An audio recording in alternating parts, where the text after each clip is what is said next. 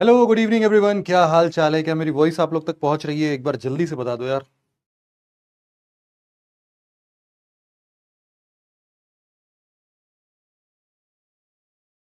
Good evening Kritika, करुण, भूमिका, Naysa, Rajesh, Vaishnavi, smile. Good evening सभी को। क्या हाल चाल है आप लोगों के?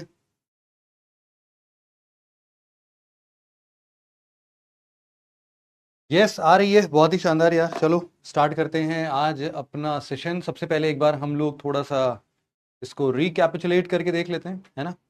थोड़ा सा एक क्वेश्चन, क्वेश्चन तो नहीं, रिवाइज कर लेते हैं पहले तो। सबसे पहले हम लोग देखते हैं कल की क्लास में हम लोगों ने पढ़ा क्या था। तो कल जितने भी बाकी के सेल ऑर्जिनेलास थे उनके बारे में हम लोगों ने बहुत अच्छे से पढ़ लिया था। कौन कौन से बचे हुए थे हमने देखा था। इन तीन चार को तो एक साथ ही निपटा दिया हमने। पांच को, इंडोप्लाज्मिक रेटिकुलम, इसमें smooth endoplasmic reticulum, rough endoplasmic reticulum, उसके बाद राइबोसोम्स, गोल्गी बॉडीज और लाइजोसोम्स। इनके अलावा फिर हम लोगों ने सेंट्रोसोम और वैक्यूल को भी पढ़ लिया था। यहां पर एक बार जरा देख लेते हैं यार क्या क्या पढ़ा था हमने।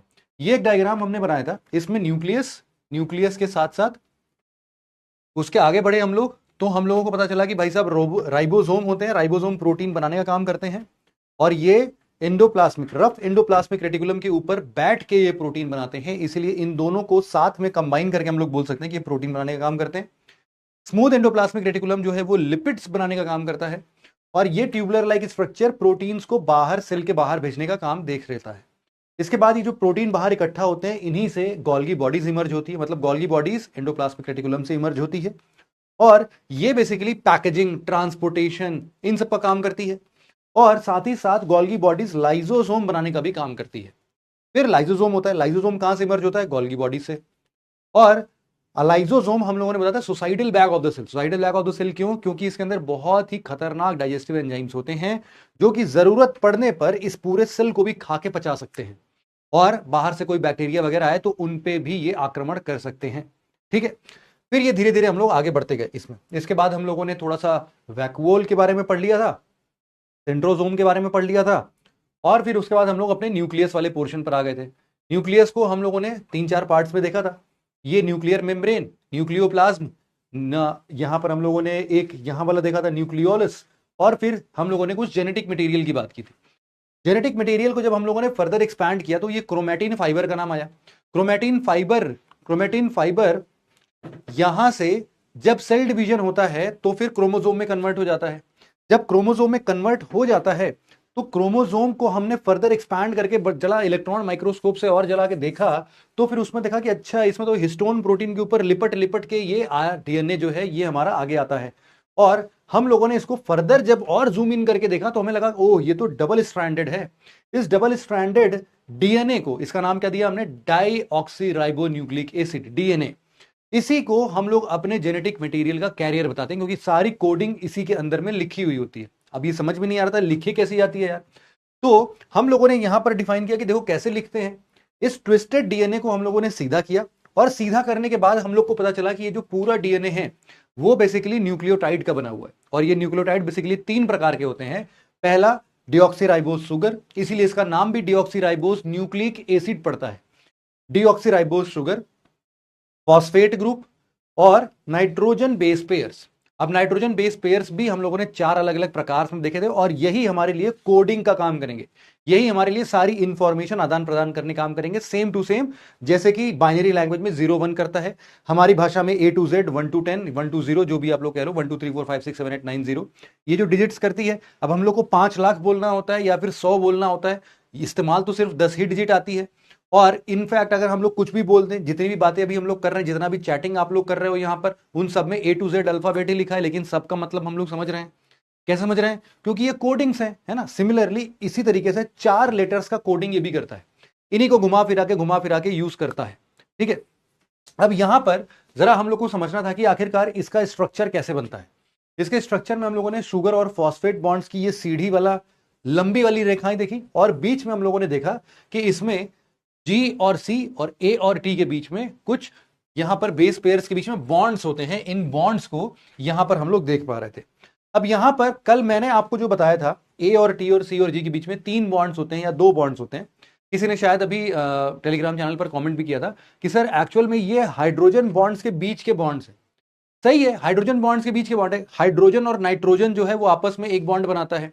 ऐसे ही दो हाइड्रोजन के बॉन्ड से बनाते हैं, तीन हाइड्रोजन के बॉन्ड्स बनाते हैं, तो वैसा ही है। बट उतना डिटेल में, उतने डिटेल्ड स्ट्रक्चर में हमें जाना नहीं है, हम बस इतना ही समझना था। और इनफैक्ट इसकी भी जरूरत नहीं थी। हाँ ठीक है, चलो एक बार बता दिया हमने। यहां पर यहां पर यहां पर ये जो बोला जा रहा है कि ये जो है ये हमेशा शुगर के साथ कनेक्ट होगा क्या? यस, ये बिल्कुल हमेशा शुगर के साथ ही कनेक्ट होगा। यहां पर एक और चीज अब समझ में आनी चाहिए हमें। यहां से एक और मुद्दा हमारा स्टार्ट होता है जिसको हम लोग बोलते हैं आरएनए। ठीक है, आरएनए। आरएनए जो बोल रहे हैं, आरएनए क्या है? अगला मुद्दा हमारा यहां पर मैं लिखता हूं,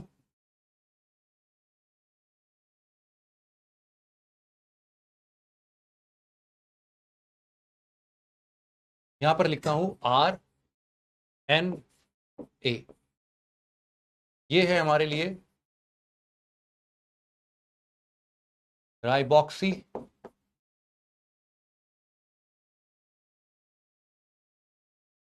न्यूक्लिक एसिड। ठीक है, हाँ। यहां पर इसको हम लोग नाम देते हैं, राइबॉक्सी नहीं बोलते हैं, राइबो ही बोल सकते हैं, राइबो न्यूक्लिक एसिड भी बोलते हैं, है ना। तो इसको हम लोग चाहें तो सिर्फ इतना ही लिख सकते हैं, ribo nucleic acid, ribo nucleic acid.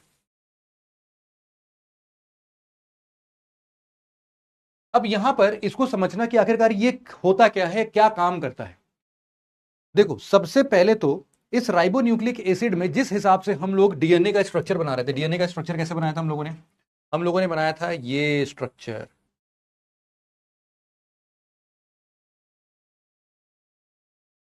यहां पर हम लोगों ने डीएनए का कुछ ऐसा स्ट्रक्चर बताया था और डीएनए को बोला था कि ये डबल स्ट्रैंडेड है ना। जो आरएनए होता है, राइबोन्यूक्लिक एसिड, वो बेसिकली हम लोग बोलते हैं कि एक्चुअल में this is nothing but photocopy, photocopy of DNA. अब मैं इसको बताता हूं कि फोटोकॉपी क्यों बोलते हैं। अब एक सिचुएशन इमेजिन करना आप लोग, ठीक है। सिचुएशन क्या इमेजिन करना है कि राइबोसोम को आपके शरीर में किसी ने आक्रमण कर दिया। अब उसके खिलाफ आपके शरीर के अंदर एक खतरे की घंटी बजती है और उसमें आपके सेल्स को यह आदेश दिया जाता है कि भाई साहब ये एंटीबॉडी जल्दी से बनाओ। एंटीबॉडी बोले तो ये प्रोटीन जल्दी से बनाओ। अब ये प्रोटीन बनाने का काम किसका है? प्रोटीन बनाने का जो रेसिपी है, जो कोड है, वो कहां लिखा है? वो डीएनए के पास लिखा हुआ है।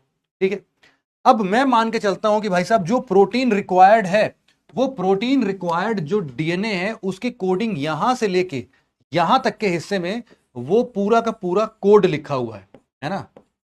जो प्रोटीन हम लोग को सिंथेसाइज करना है, प्रोटीन सिंथेसाइज करना है, प्रोटीन सिंथेसिस कोड कहां से कहां तक है? इतने से इतने तक में ये चीज लिखी हुई है और हमारे न्यूक्लियस के अंदर इस डीएनए के पास ये कोड लिखा हुआ है।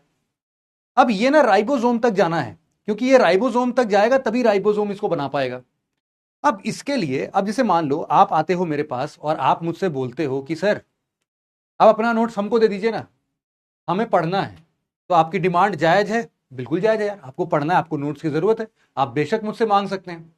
लेकिन मेरा आंसर ये रहेगा कि बेटा अगर मैंने अपने नोट्स तुमको दे दिए तो बाकी बच्चों को मैं पढ़ाऊंगा कैसे? तो मैं आपको एक सोल्यूशन दूंगा कि बेटा एक काम करो, ये जो मेरा नोट्स है ये ले जाओ और बगल वाली दुकान से फोटोकॉपी करा लो। फोटोकॉपी करा लोगे तो जितनी इंफॉर्मेशन मेरे अपने नोट्स में लिखी है वो ही सेम टू सेम इंफॉर्मेशन तुम्हारे फोटोकॉपी वाले नोट्स में भी आ जाएगी। तुम पढ़ो उससे आराम से, क्या दिक्कत है? इंफॉर्मेशन तो चाहिए था तुमको, पढ़ने के लिए मैटर चाहिए था, तो फोटोकॉपी करा लो। सेम टू सेम यही चीज यहां पर भी होगा कि जब इससे कोई पूछेगा कि सर कोड दो, कोड दे दो जल्दी से, प्रोटीन बनाना है, जल्दी दो, क्या कर रहे हो? तो ये बोलेगा कि भाई साहब अगर तुम मेरे हिस्से का यहां से यहां तक का डीएनए काट के ले जाओगे और प्रोटीन बना दोगे तो एक बार के लिए तो चलो प्रोटीन बन जाएगा, कोई दिक्कत नहीं होगा। लेकिन कभी इसी वायरस ने, इसी बैक्टीरिया ने दोबारा आक्रमण किया तो तुम फिर मेरे पास आओगे और फिर बताओगे सर ये प्रोटीन बनाने जल्दी दो जल्दी दो। और मैं क्या बोलूंगा? बेटा पिछली बार आए थे तुम, लेके चले गए, वापस तो किए नहीं थे, तो अब मेरे पास कोड नहीं है, मुझे नहीं पता कौन सी प्रोटीन की बात हो रही है। इसीलिए इसीलिए एक मैकेनिज्म पूरे सेल ने डिराइव किया और बोला कि भाई साहब देखो, हर बार ना डीएनए को कट कट के उधर राइबोसोम के पास जाने की जरूरत नहीं है। हम क्या करेंगे, न्यूक्लियस के अंदर इसका एक फोटोकॉपी बना देंगे। और फोटोकॉपी जो है वो कैसा दिखेगा, फोटोकॉपी जो है वो कुछ इस प्रकार से दिखेगा। फोटोकॉपी जो है वो इस प्रकार से दिखेगा भाई। हमें सिर्फ इतने से इतना ही तक चाहिए था ना, चलो इतने से इतने तक ही चाहिए था, तो बस इतना वाला पोर्शन बनाते हैं यहां से, बस एक ये इतना ही पोर्शन चाहिए था हमें। तो हम क्या करेंगे कि ठीक है सर, इसका एक पोर्शन ये रहा,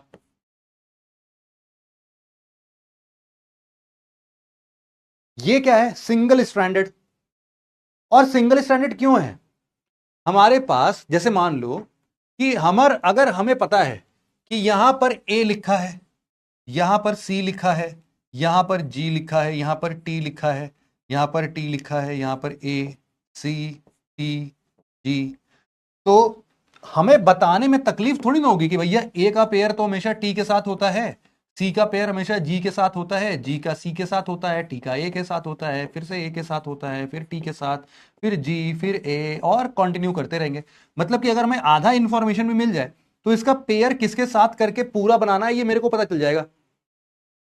ठीक है, अब इसकी दिक्कत नहीं है भैया, फोटोकॉपी में अगर आधा प्रिंट भी आया तो बाकी आधा मेरे को पता है, क्योंकि नियम जो जोड़ा है वो भगवान ने पहले से बनाकर भेजा है, ये चीज सेल को भी पता है।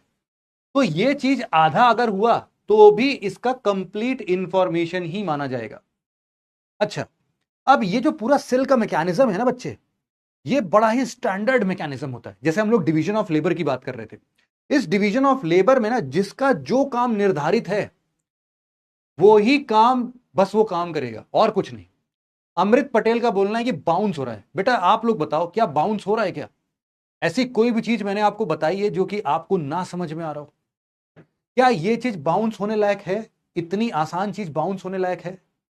अगर मैं यूं बोल रहा हूं कि अगर प्रोटीन के अंदर एक कोड है उसको डायरेक्ट दिया तो लॉस ऑफ इंफॉर्मेशन हो जाएगा, और यहां को इसलिए इसको एक क्या करना पड़ेगा, एक इसको फोटोकॉपी बना के देनी पड़ेगी। सबको समझ में आ रहा है ना, ठीक है बढ़िया।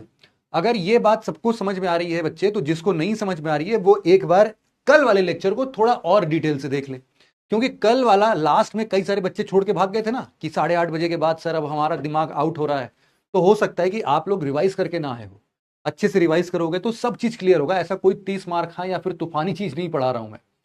ठीक है, अब जब फोटोकॉपी आ गया मेरे पास तो न्यूक्लियस के अंदर ही ना एक फोटोकॉपी बन गया मेरा, जो कोड हमें चाहिए था उस न्यूक्लियस के अंदर एक फोटोकॉपी बना। और इस फोटोकॉपी का मेन मकसद क्या है कि भाई साहब ये फोटोकॉपी तुम लेके जाओ सीधे कहां पर, राइबोसोम के पास, क्योंकि राइबोसोम ही मालिक है प्रोटीन बनाने का, वो ही प्रोटीन बना के देगा। तो इसीलिए अब हम क्या करेंगे, इस आरएनए को, ये एक्चुअल में क्या है, ये हमारे लिए आरएनए है, यही आरएनए है।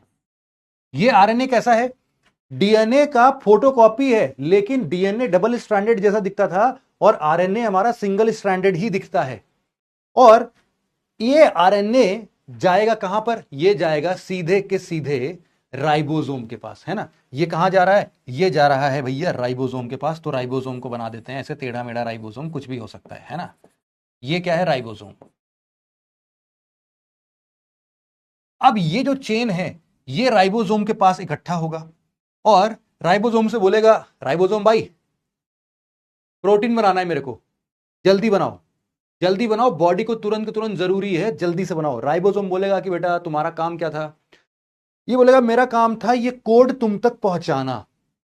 तो बोले अच्छा, तो अगर ये कोड तुमने मेरे तक पहुंचा दिया तो मैं तुम्हारा नामकरण कर देता हूं। तुम्हारा नामकरण क्या हो जाएगा, मैसेंजर आरएनए। क्या नाम हो जाएगा, मैसेंजर आरएनए, एमआरएनए।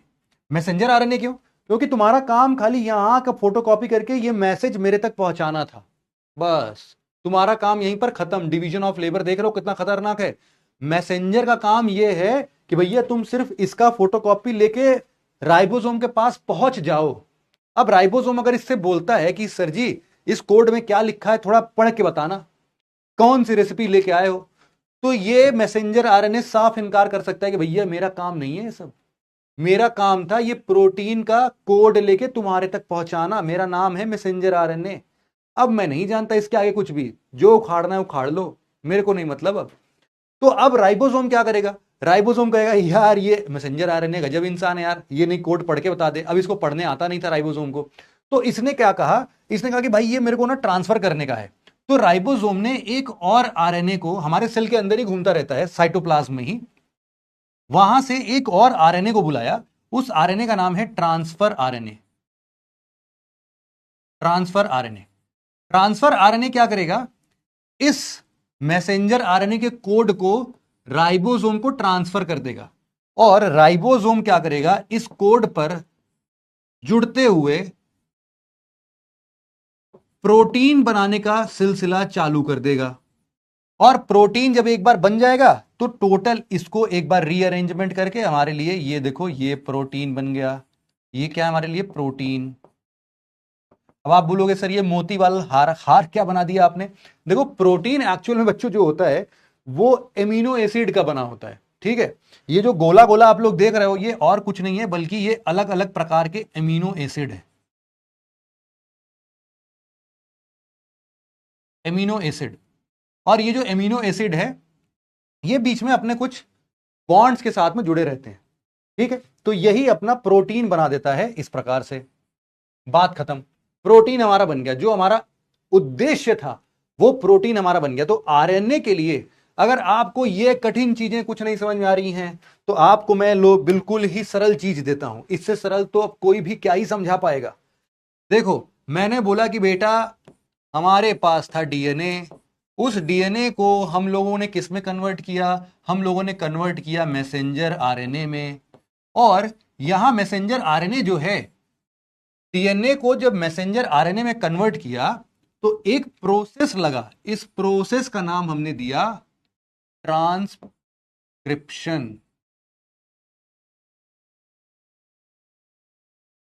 क्या नाम दे दिया, ट्रांसक्रिप्शन, ठीक। और इस ट्रांसक्रिप्शन को इस मैसेंजर आरएनए ने क्या किया, राइबोसोम के पास ले गया, और ये किस में बदल गया, ये बदल गया भाई साहब प्रोटीन में, ये बदल गया प्रोटीन में। और इस प्रोसेस को भी हम लोग एक नाम दे देते हैं, इस प्रोसेस का नाम है ट्रांसलेशन। अरे वो ट्रांसलेशन नहीं जो हिंदी टू इंग्लिश ट्रांसलेट करते हो, ये प्रोटीन बनाने वाला ट्रांसलेशन है, ठीक है। अब यहां पर बस एक चीज अब आपको ध्यान देना है, यहां पर आते हैं वापस से।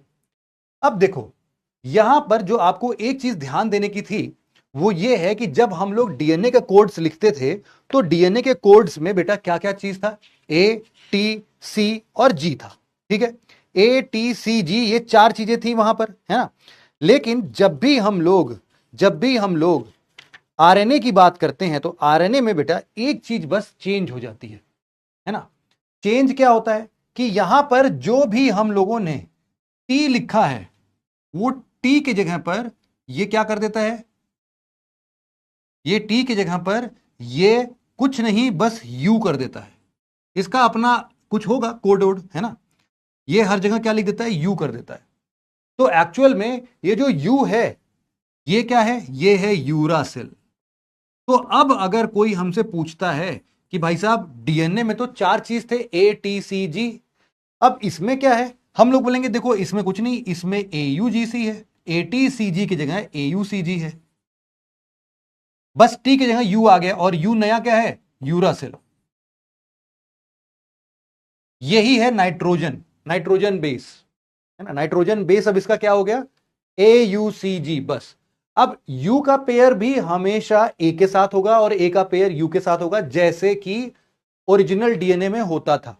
तो कहीं पर कोई भी कोड का अंतर नहीं आएगा, है ना, कुछ भी अलग नहीं बनेगा, अल्टीमेट रिजल्ट हमारा वही आएगा। अब चूंकि यहां पर वो स्ट्रक्चर दिखने में थोड़ा चेंज लग रहा था तो हमारे जो वैज्ञानिक लोग इसके बारे में पढ़ रहे होंगे उन्होंने एक नया नाम दे दिया, इसको यू का नाम दे दिया, बस इतना ही सा था, ठीक है।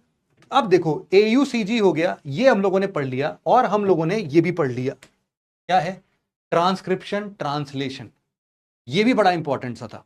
अब इसको जरा हम लोग एक बार और डिटेल में पढ़ने की कोशिश करते हैं कि ये ट्रांसक्रिप्शन क्या है, ट्रांसलेशन क्या है।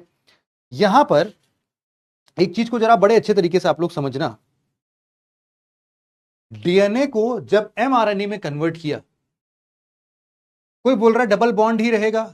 बेटा डबल बॉन्ड ट्रिपल बॉन्ड जब डीएनए होगा तब रहेगा ना, ये तो एक ही सिंगल स्ट्रैंड है, तो इसमें कौन सा डबल कौन सा ट्रिपल, है ना। तो इसीलिए इतना टेंशन नहीं लेना है, सिंपल, डन, ठीक है।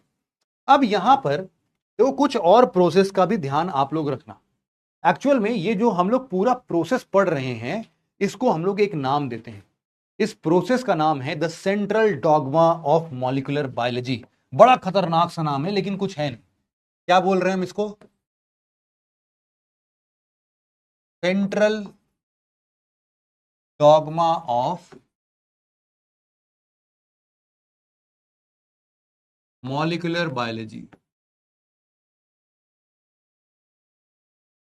Central dogma of molecular biology ये कुछ नहीं कहता है, बस ये इतना कहता है कि भैया जो डीएनए से प्रोटीन तक का सफर है वो एक ही डायरेक्शन में चल सकता है। ऐसा नहीं होगा कि प्रोटीन तुम पकड़ के आए और बोले अरे सर हम प्रोटीन ले आए और इस प्रोटीन से अब हम डीएनए बना देंगे, नहीं, पॉसिबल नहीं है, रिवर्स नहीं हो सकता है भाई साहब। ये प्रोटीन लेके आओगे तो इससे डीएनए नहीं मिलेगा, ये सिर्फ एक ही डायरेक्शन में जाता है, डीएनए से आरएनए, आरएनए से प्रोटीन। हां एक बात अलग है कि आरएनए से डीएनए बनाना हो तो बना सकते हो, और इसीलिए एक ऐसा प्रोसेस जिसमें तुमको आरएनए से डीएनए बनाना है तो कुछ नहीं करना है, ट्रांसक्रिप्शन की जगह यहां पर एक नया प्रोसेस आ जाएगा जिसको हम लोग लिख देते हैं रिवर्स ट्रांसक्रिप्शन।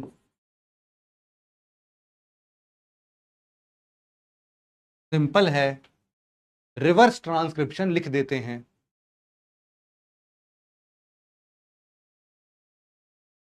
बात समझ में आई? यस, जयजीत ने बता दिया रिवर्स ट्रांसक्रिप्शन। श्रद्धा, पर्ल, ये सब बायोलॉजी वाले बच्चे लगते हैं, है ना, बट है बड़ा आसान सा। अब सोचो कि ऐसी कौन सी नौबत आ गई जब हम लोग को आरएनए को डीएनए में कन्वर्ट करना पड़ेगा। बताएंगे बेटे, जब वायरस पढ़ेंगे हम लोग तो वायरस में इसका जिक्र करेंगे।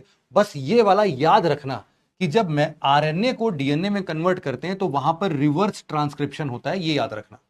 और कई बार आप लोगों ने देखा होगा कि जो अपना डीएनए है वो डीएनए दूसरे डीएनए में कन्वर्ट हो जाता है। मान लो कि जब एक सेल डिवाइड होकर दो में कन्वर्ट होता है तो वही सेम टू सेम डीएनए आता होगा ना, दो में बटके।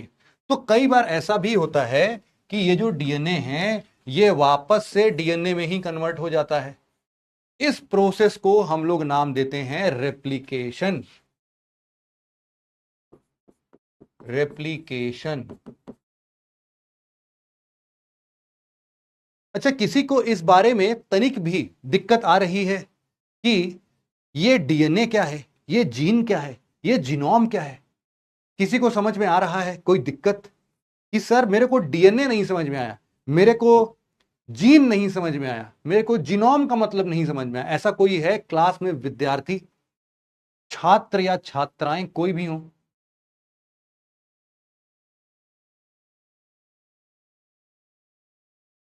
नो, सबका कहना है सर समझ में आ रहा है।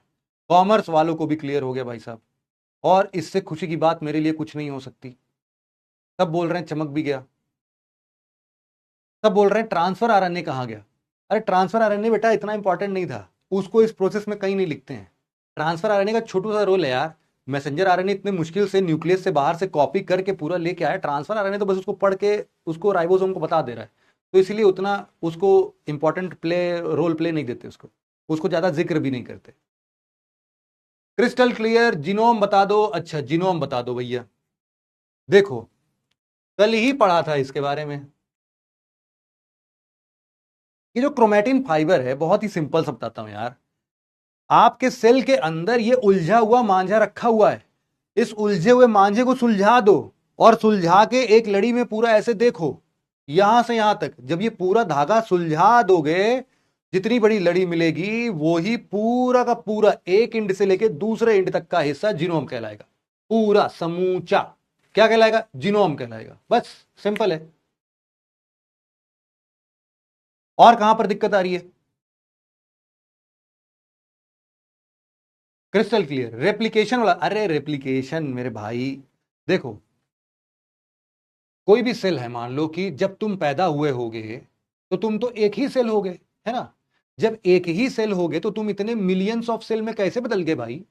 और हर सेल में वही का वही डीएनए, ऐसे कैसे हो गया? तो हर एक सेल डिवाइड होकर दो में बदला होगा, दो वाला चार में बदला होगा, चार वाला आठ में बदला होगा, ऐसे बदले होंगे ना। लेकिन सब में सेम टू सेम डीएनए कैसे पहुंच गया? क्योंकि उसमें डीएनए रेप्लिकेशन का प्रोसेस हुआ है। अपना वाला डीएनए वापस से दूसरे डीएनए में कन्वर्ट हो गया।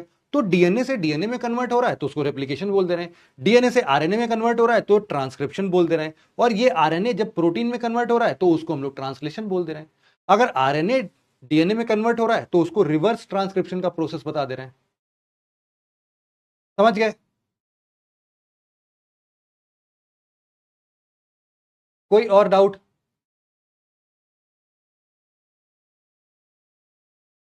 ठीक है, कह रहे हैं मैथ्स वालों को भी समझ में आ गया है, कॉमर्स वालों को भी समझ में आ गया है। अब जिसको नहीं समझ में आ रहा है अब वो एक बार रिवाइज कर लेगा, उसको भी समझ में आ जाएगा, टेंशन नहीं है।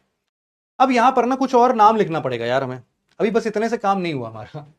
यहां पर और क्या नाम पढ़ना पड़ेगा, थोड़े से बात समझ लो इस चीज को। कि देखो हम लोगों ने क्या लिखा अभी, कि भाई साहब ये जो पूरी जीन की लड़ी है, इस पूरे जीन की लड़ी को पूरा ऐसे खोल दो और पूरा एक समूचा एक हिस्सा बना दो। तो इसी डीएनए के कलेक्शन को हम लोग क्या नाम देंगे? हम लोग नाम देंगे भाई साहब, हम लोग नाम देंगे जीनोम। जीनोम देंगे कि नहीं? डीएनए के हम बात कर रहे हैं यहां पर कलेक्शन की, हम बात कर रहे हैं यहां पर कलेक्शन की।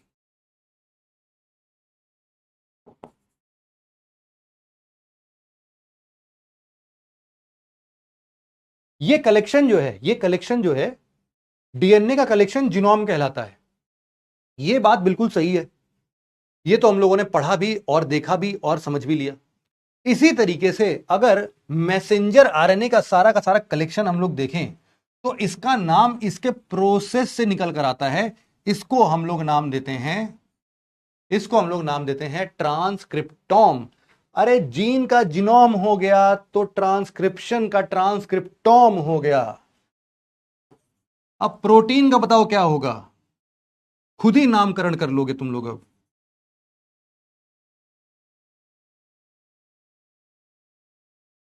ट्रांसक्रिप्टोम। जैसे जीनोम, जीन का जीनोम, वैसे ही ट्रांसक्रिप्शन का ट्रांसक्रिप्टोम। और प्रोटीन का क्या होगा बताओ भाई? कह रहा है प्रोटॉन होगा। अरे नहीं, प्रोटॉन तो कुछ और होता है, किसी ने बताया प्रोटॉम। अच्छा थोड़ा सा और कोशिश करो।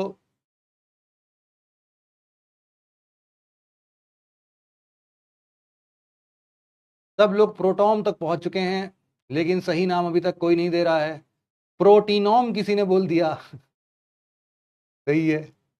हाँ दिमाग लगा रहे हो, दिमाग सही लगा रहे हो, है ना। इसका नाम हम लोग देते हैं प्रोटियोम। इसको हम लोग नाम देते हैं प्रोटियोम। मतलब कि प्रोटीन के जितने भी हमारे प्रोटीन के कलेक्शन हैं, इन सभी प्रोटीन के कलेक्शन को हम लोग प्रोटियोम बताते हैं। इस तरीके से जितने भी मैसेंजर आरएनए हैं इन सब के कलेक्शन को हम लोग ट्रांसक्रिप्टोम बताते हैं। अब यहां पर एक चीज और समझना। अब देखो, अब और भी बहुत ही आसान तरीका। अगर हम लोग जीनोम की स्टडी करते हैं, अगर हम लोग जीनोम की स्टडी करते हैं तो हम लोग जीनोम की स्टडी को बोलते हैं जीनोमिक्स।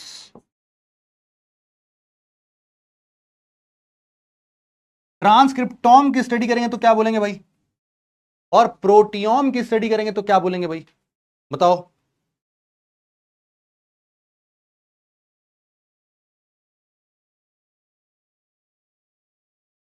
अरे कोई बता ही नहीं रहा।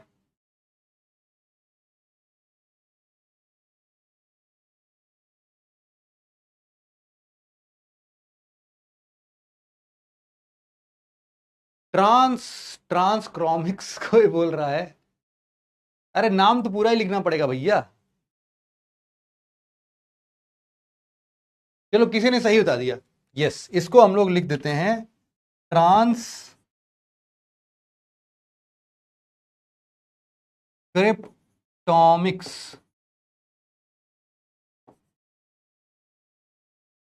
ट्रांसक्रिप्टोमिक्स। और इसी तरीके से जब प्रोटीन की स्टडी करते हैं तो हम लोग इसको बोल देते हैं प्रोटियोमिक्स।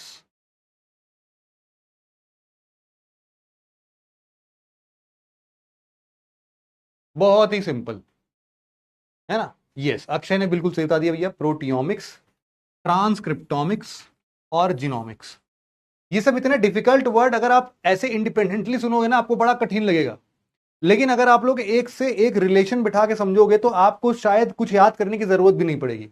आपने पहली लाइन याद की है, ये सब के सब जितने भी नंबर टर्म्स ये सब आ रहे हैं सब अपने आप ही पढ़ लोगे, आप लोग अपने आप ही कवर कर लोगे, कोई टेंशन की बात नहीं है। ठीक है, ये हमारा हो गया, चलो ठीक है। अब यहां पर हम लोग कुछ चीजें लिख लेते हैं यार। ये सब चीजें तो पढ़ने में बड़ी बढ़िया लगती है, लेकिन लिखने नहीं, अगर लिखेंगे नहीं तो हमारे दिमाग से सब कुछ उड़ जाएगा भैया। आरएनए के बारे में थोड़ा लिख लो, एक बार थोड़ा सा लिख लो। Tania Das, you ignored my first end, पता नहीं क्या। ठीक है, चलिए आगे बढ़ते हैं।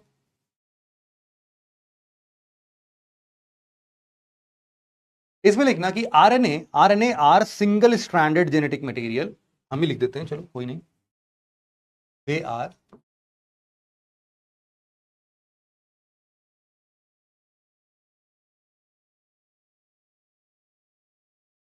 genetic material,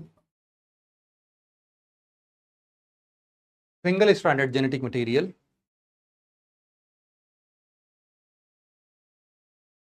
which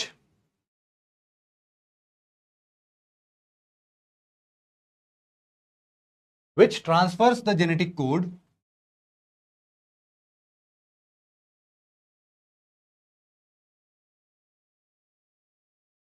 which transfer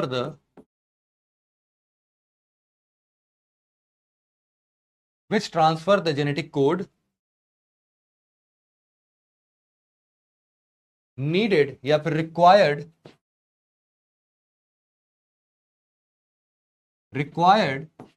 to synthesize protein, required to synthesize protein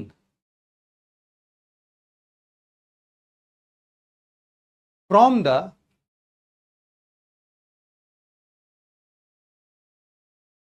the nucleus to ribosomes। अब जैसे आप लोग में से कई सारे ऐसे भी लोग हैं जिनको खुरापाती में कुछ भी ये लगेगा कि सर अभी भी मजेदार नहीं लग रहा है, चलो उनके मौज के लिए भी कुछ कर देते हैं।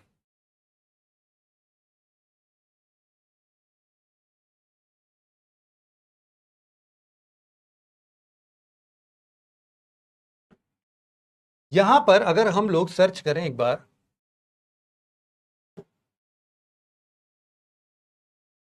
यहां पर अगर हम लोग सर्च करते हैं प्रोटीन सिंथेसिस,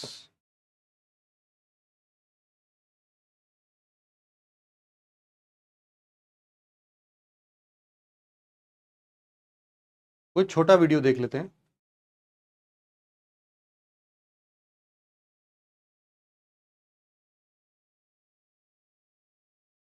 चलो इसी को देख लेते हैं। हम लोग देख रहे हैं डीएनए से प्रोटीन बनता कैसे है भाई साहब। ये हमारे लिए क्या है, ये हमारे लिए एक सेल है, ठीक है। अब इस सेल को हम लोग क्या कर रहे हैं, धीरे धीरे धीरे धीरे इसके अंदर घुसने की कोशिश कर रहे हैं। इसके अंदर ये देखो माइटोकॉन्ड्रिया है, लाइसोसोम दिख रहा है, ये एंडोप्लाज्मिक रेटिकुलम दिख रहा है, ये न्यूक्लियस उसके अंदर का पोर, और ये इस छेद से घुस गए भैया न्यूक्लियस के अंदर, जहां पर हमें मिल गया क्रोमोसोम।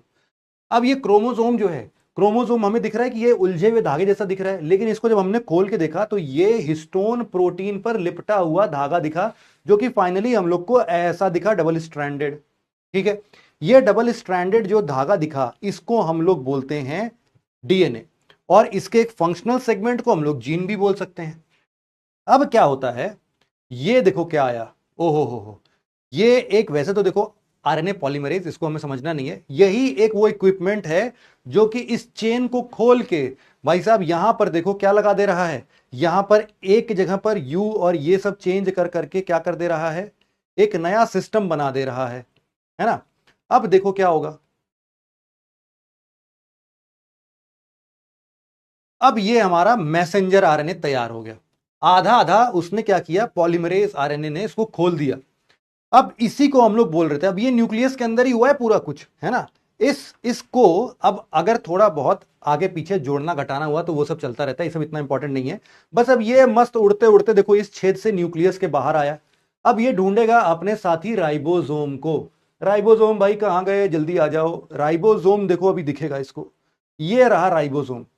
अब ये राइबोसोम पर जैसे ही आया तो ये पढ़ नहीं रहा था, ये मैसेंजर आरएनए बस इसके पास पहुंचा। इसीलिए अब टी आरएनए, ट्रांसफर आरएनए जो है, ये अपने साथ एमिनो एसिड लेके आएगा। ये वहीं पर प्रेजेंट होते हैं। अब ये कहां से आता है ये मत पूछना, ये वहीं पर प्रेजेंट होते हैं। ये हमारा ट्रांसफर आरएनए है। और यहां पर आप जो देख रहे हो ना 3 पेयर, ये वही पेयर है जो कि इसके शुरुआत के 3 को चाहिए। ये उसी हिसाब से अपना दूसरा दूसरा एमिनो एसिड का मुंडी लेके आता है और ये बीच बीच में डन करता रहता है और ये चेन जो है आपस में जुड़ता जाता है, जुड़ता जाता है, जुड़ता जाता है। यही देखो एमिनो एसिड का चेन है जो कि मैं आपको बता रहा था। एक बार जब एमिनो एसिड पूरा बन जाएगा, आखिरी वाला पेयर आएगा, तो उसको एक घंटी जाती है कि भैया खत्म, बन गया तुम्हारा एमिनो एसिड। अब ये वापस से इधर उकड़ू मुकड़ू होके अब ये क्या बना देगा, प्रोटीन। ये रहा हमारा प्रोटीन। तो यही बनता है, इसी प्रकार से हमारा बनता है प्रोटीन। तो आई थिंक आपको ये मुद्दा अब जो है क्लियर हो गया होगा। बताओ क्या हम लोगों ने यही पढ़ा था जो इसमें दिखाया गया है? बातें क्लियर हो गई क्या? बताओ भाई।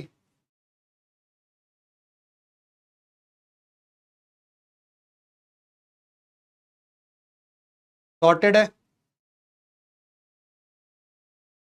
Protein is made from amino acid. अरे बेटा यही तो बताया मैं। डन है। यही चीज हम लोगों ने पढ़ा था। अब आपके दिमाग में ये इमेजिनेशन भी डन हो गया कि भाई साहब अब ये प्रोटीन बनता कैसे है, प्रोटीन कैसे बनता है। अब ये आपके दिमाग में हमेशा हमेशा के लिए फिक्स हो चुका है। तो अब हम लोगों ने यही प्रोसेस तो देखा था, यही तो मैंने बताया था आपको कि प्रोटीन जो है ये एक सिंगल स्ट्रैंडेड आरएनए में आएगा, ये राइबोसोम के पास जाएगा, ये राइबोसोम ट्रांसफर आरएनए की मदद से एमिनो एसिड का चेन बनाएगा, ये वापस से गोल मटोल उकड़ू मुकड़ू होकर प्रोटीन बना देगा। डन है। यही प्रोसेस हम लोग को पढ़ना था, सिंथेसिस ऑफ प्रोटीन हम लोगों ने पढ़ा।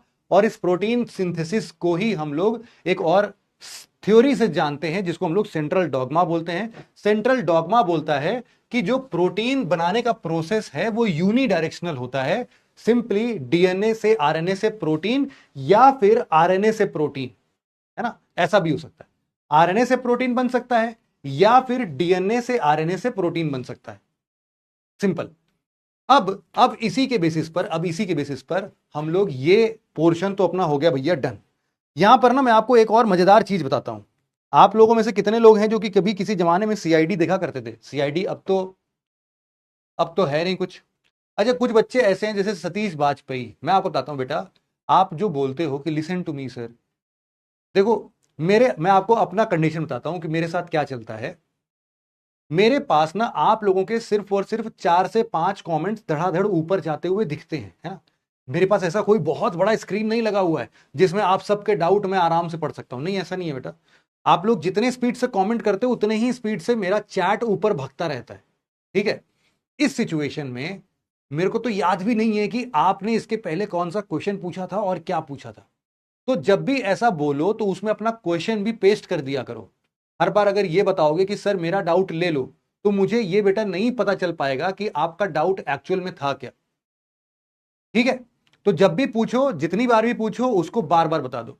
हाँ सब लोग देखा करते थे भाई साहब, उसमें एसीपी प्रद्युमन दया सबको जानते थे। और मेरा तो फेवरेट था भाई साहब। वो कौन फेवरेट था? वो डॉक्टर सोलंकी नाम था उसका। क्या नाम था भाई? डॉक्टर सोलंकी। सबसे खतरनाक भाई साहब, उसको कुछ भी पकड़ा दो वो डीएनए फिंगरप्रिंट लेके चला आता था, है ना। उसको कुछ भी मिल जाए, क्राइम साइट से कुछ भी मिल जाए, वो भाई साहब किसी भी चीज से डीएनए निकाल देते थे, है ना। अब ऐसा एक्चुअल में होता नहीं है। तो अब जरा इसको हम लोग, अच्छा सलूके नाम था, बहुत साल हो गया भाई साहब देखे। सालुंखे, अच्छा भाई ठीक है, डॉक्टर सलूखे होंगे फिर, सालूखे सलूखे जो भी होंगे। अब इसमें जरा हम लोग पढ़ते हैं। एक्चुअल में मैं आपको पढ़ाना चाह रहा हूं एक डीएनए का एक एग्जाम्पल। यहां पर एक टॉपिक आप लोग लिखना, इसका नाम है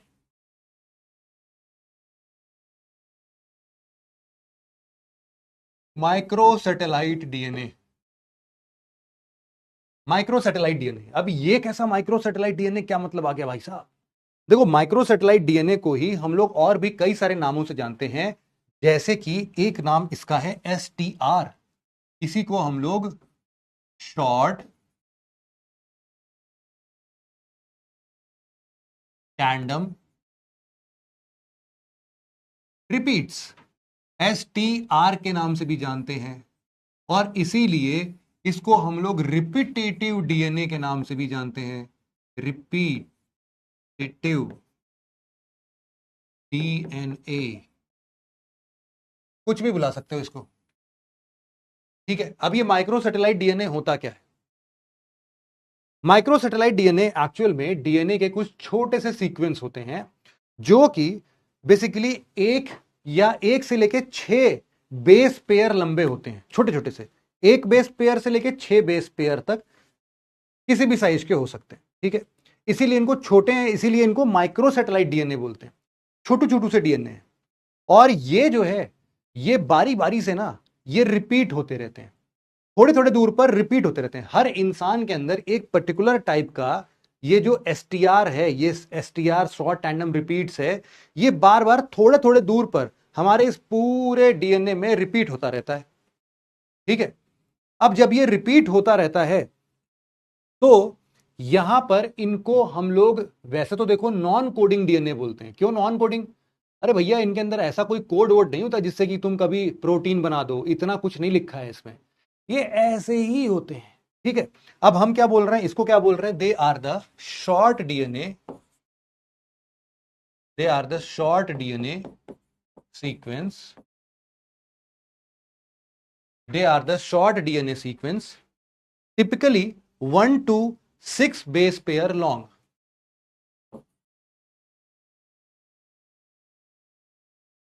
typically 1 to 6 base pair long. मतलब क्या है? ऐसा वाला देखो, मतलब कि अगर हमारा डीएनए हुआ ये,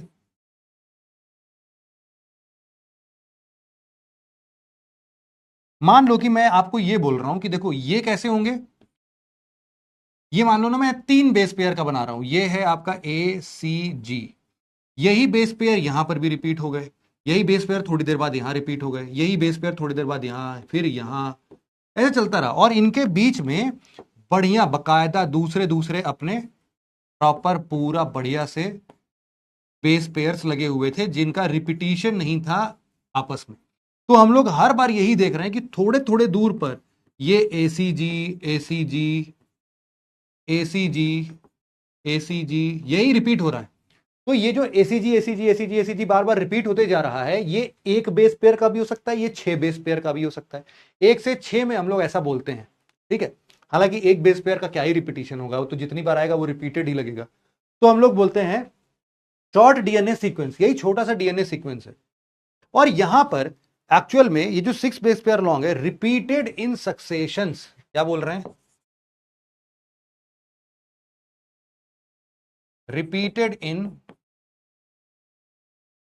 repeated in successions at a specific location in the genome.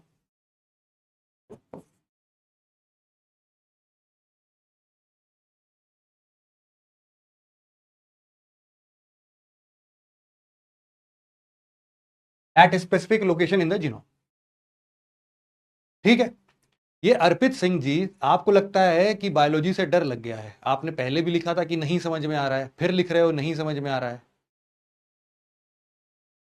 Sunidhi का पूछना है कि सर इसमें टी कहाँ गया, एसीजी क्यों ले? अरे मेरी माँ, कुछ भी ले लो, कोई दिक्कत नहीं है, मैं तो बोल ही रहा हूं, कुछ भी ले सकते हो। अब यहां पर आप चाहो एसीटी लिख लो, आप बोलो 3 ही क्यों लिया? अरे मैंने 1 to 6 बोला था यार, 3 बनाने मेरे को आसान लगा, 3 ले लिया। आप 4 बना दो, आप 5 बना दो, आप 6 बना दो, 6 बेस पेयर लिख के उसमें टीटी, सब में टीटी लिख दो, लगातार 6 बार टीटी टीटी टीटी टीटी लिख दो, कोई मतलब नहीं है इसका। बस हमें इतना समझना है कि कुछ भी रैंडमली ऐसे बेस पेयर्स होंगे जो कि 3 4 5 6 ऐसे ऐसे करके होंगे और वो बार बार रिपीट हो रहे होंगे, दैट्स इट। बस इतना ही समझना है आपको। इसी को हम लोग क्या नाम दे देते हैं, माइक्रो सैटेलाइट डीएनए, बस इतना ही है। अब इतना सब कुछ इसीलिए तो बता रहा हूं कि short DNA sequence typically 1 to 6 base pair long और repeated in succession at specific location in the genome. बात खत्म। टैंडम क्या है? टैंडम का मतलब यार कोई हिंदी में बता दो, एग्जैक्ट हिंदी तो मुझे भी नहीं पता इसकी। टैंडम मतलब होता है एट ए पर्टिकुलर इंटरवल, है ना। टैंडम का मतलब होता है कुछ कुछ अंतराल पर, छोटे अंतराल पर रिपीट्स होते हैं, ठीक है। इसीलिए अब यहां पर मैंने एग्जाम्पल के तौर पर एसीजी लिखा है। आपकी इच्छा हो, अगर आपको एसीजी पसंद नहीं आ रहा है, आप यहां पर एटीए लिख दो, टीएटी लिख दो, एटीसी लिख दो, सीजीए लिख दो, एजीसी लिख दो, जो मर्जी आए मेरे भाई लिख सकते हो, कोई दिक्कत नहीं है ना। अब यहां पर ये जो स्पेसिफिक लोकेशन जीनोम में हुआ है, हम यहां पर एक लाइन बोल रहे हैं, इसका मतलब ध्यान से सुनना कि they are non coding DNA. अब ये क्या नई चीज आ गई भाई साहब, ओहो हो, ये क्या आ गया, ये नॉन कोडिंग डीएनए का क्या मतलब आ गया, ये नई चीज आ गई। समझते हैं नॉन कोडिंग डीएनए का मतलब क्या है। नॉन कोडिंग डीएनए का मतलब ये है, पता नहीं मैं उसका नाम नहीं पढ़ पाया, लेकिन कोई अब ये पूछ रहा है कि सर एटीसीजी है क्या। मेरे भाई कल की क्लास देखो, ऐसा नहीं होता है। ये तो वही वाली बात हो गई कि पूरी रामायण मैंने पढ़ा दी, पूरी रामायण सुना दी, और आप बोल रहे हो कि सर इसमें राम भगवान कौन है। ये बार बार आते रहे, लास्ट तक समझ में नहीं आ रहा ये कौन है ये। तो बात वही है यार कि जिसकी कहानी है पूरी की पूरी, अगर वही नहीं समझ रहे हो कि भाई साहब क्या है, तो बड़ी दिक्कत हो जाएगी, है ना। यहां पर टैंडम, टैंडम किसी ने स्पेलिंग बताई है, टैंडम शायद मैंने गलत लिख दिया, ये होगा टैंडम, ई है, टैंडम रिपीट से सही है, TANDEM होता है। नॉन कोडिंग डीएनए का मतलब क्या है, नॉन कोडिंग डीएनए का मतलब क्या है, यहां पर इसका मतलब यह है कि it does not code for any type of amino acid. मतलब कि ये कोई भी प्रकार का एमिनो एसिड, जैसे कि अगर हम चाहें कि भाई साहब ये 3 पीस जाके कोई प्रोटीन बना दे, कोई प्रोटीन नहीं बनेगा इससे। दे आर नॉन कोडिंग, ये ऐसे ही फर्जी से पड़े हुए हैं हमारे डीएनए सीक्वेंस में, इनका कोई काम नहीं है। बस ये अरे काम है, क्या काम है अभी वही तो पढ़ रहे हैं। लेकिन लेकिन ये जो है, ये प्रॉपर इनका काम क्या हो तो देखते हैं। लेकिन ये फिलहाल के लिए नॉन कोडिंग इसलिए हैं क्योंकि इनके लिखे हुए कोड से, अगर मैं यहां पर क्या लिखा मैंने, एसीजी का एमआरएनए निकाला, मैंने एमआरएनए निकाल के राइबोसोम के पास लेके गया, मैंने कहा कि ये एसीजी ये लेके आया हूं, इसका प्रोटीन बना दो, तो वो हंसेगा राइबोसोम के, भैया ये तुम कोड लेके आए हो ना, ये फर्जी कोड है, ये नॉन कोडिंग है, इससे प्रोटीन नहीं बनता है। वापस जाओ पापा के पास, डीएनए के पास, और वहां से सही वाला पर्चा लेके आओ, गलती से उठा लाए हो कुछ। तो इसीलिए हम इनको बोलते हैं कि they are the non coding DNA, they can not produce any kind of amino acid, they can not produce any type of protein. समझ में आया। तो यहां पर हम लोग इसको लिखते हैं कि they are the non coding DNA. इसका मतलब है कि it does not code for amino acid. इसका मतलब क्या है कि it does not code for amino acid, done है।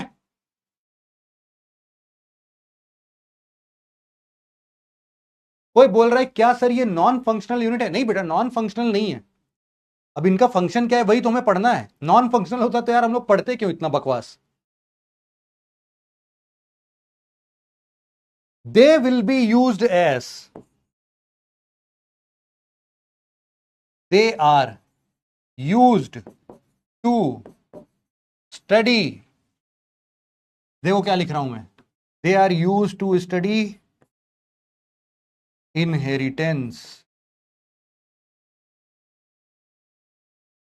जो लोग बोलते हैं ना, जैसे कभी सीरियल मूवी में देखा होगा कि एक सौतेला बाप या फिर कोई भी ऐसा अपने किसी, कभी बचपन में कोई उसका बेटा रहा होगा, नहीं पता होगा, अब वो एकदम से आता है और बोलता है कि मैं तुम्हारा बेटा हूं।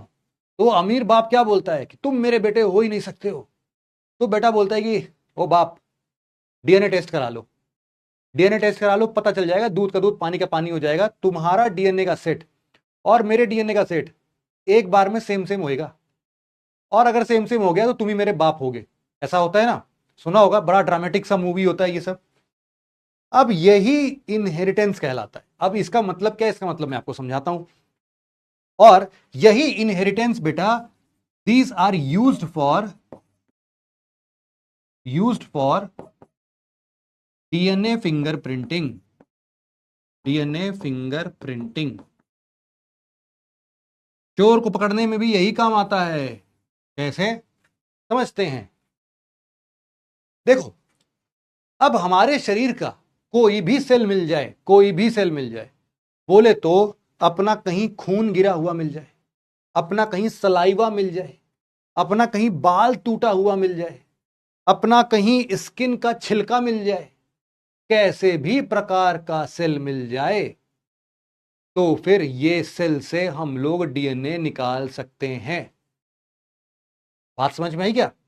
तो ये जो क्राइम सीन पर लोग जाते हैं और क्राइम सीन पर बड़े सावधानी से हर एक चीज उठा के देखते हैं कि ओहो हो, ये मिल गया मुझे, बाल मिल गया, बाल को पन्नी में पैक करके ले जाते हैं। क्यों लेके जाते हैं? क्योंकि उससे उसका डीएनए निकल सकता है। भाई बाल भी तो सेल से ही बना होगा, और जब किसी के भी सेल का बात हो, वो तो उसके डीएनए को ही रिप्रेजेंट करेगा, है ना।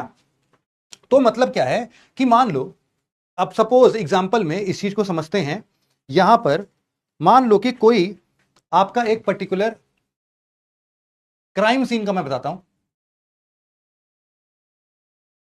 आपका कोई डीएनए सीक्वेंस है, ठीक है। ये मान लो क्राइम सीन में आपको ब्लड मिला,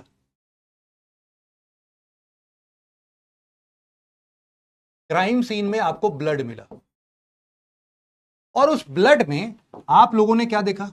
आप लोगों ने देखा कि सर, इसमें जो हमारा शॉर्ट टैंडम रिपीट है वो कुछ ऐसा दिख रहा है। एक यहां पर है, एक यहां पर है, एक यहां पर है, एक यहां पर है, एक यहां पर है, एक यहां पर है, और इसके बीच बीच में तो ऐसे कितने सारे लगे हुए हैं वो अपने को नहीं समझना है। लेकिन ये जो व्हाइट वाला है यही हमारा एसटीआर है, ठीक है। अब हमारे पास 3 सस्पेक्ट हैं, ठीक है, 3 सस्पेक्ट। कौन कौन से सस्पेक्ट है भाई साहब? आप में से क्लास में से कोई सस्पेक्ट बनना चाहेगा? नहीं, कोई बात नहीं, तो मैं यहां से ले लेता हूं यार, 3 बंदों को ले लेता हूं, ए, बी और सी। इन 3 बंदों के हम लोगों ने डीएनए सैंपल्स कलेक्ट करना शुरू किया। इन 3 बंदों के डीएनए सैंपल्स कलेक्ट करना शुरू किया। डीएनए सैंपल्स कलेक्ट करते टाइम ये समझ में आया कि जो ए पर्सन है इसके पास जो शॉर्ट टैंडम रिपीट्स हैं वो कुछ ऐसे दिख रहे थे।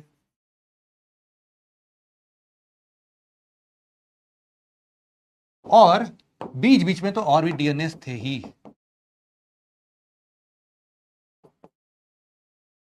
क्या ये इससे मिल रहा है? कभी भी नहीं।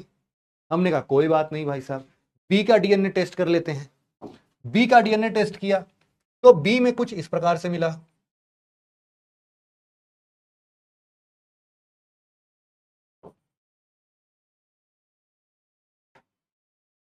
और इसके बीच में मान लो कुछ भी। ये बस आपको मैं एक एग्जांपल दे रहा हूं, है ना, आपको ये समझाना चाहता हूं कि एक्चुअल में ये डीएनए फिंगरप्रिंटिंग से चीजें पकड़ते कैसे हैं। और फाइनली जो सी था, जब इसका डीएनए कलेक्ट किया भाई साहब, इसका डीएनए मोर और लेस ऐसा ही दिखा जैसा कि हमारा सस्पेक्ट के साथ में हम लोग को एक कॉमन तरीके से मिला था। यहां पर जो इनका सीक्वेंस देखने को मिला वो कुछ कुछ ऐसा ही था।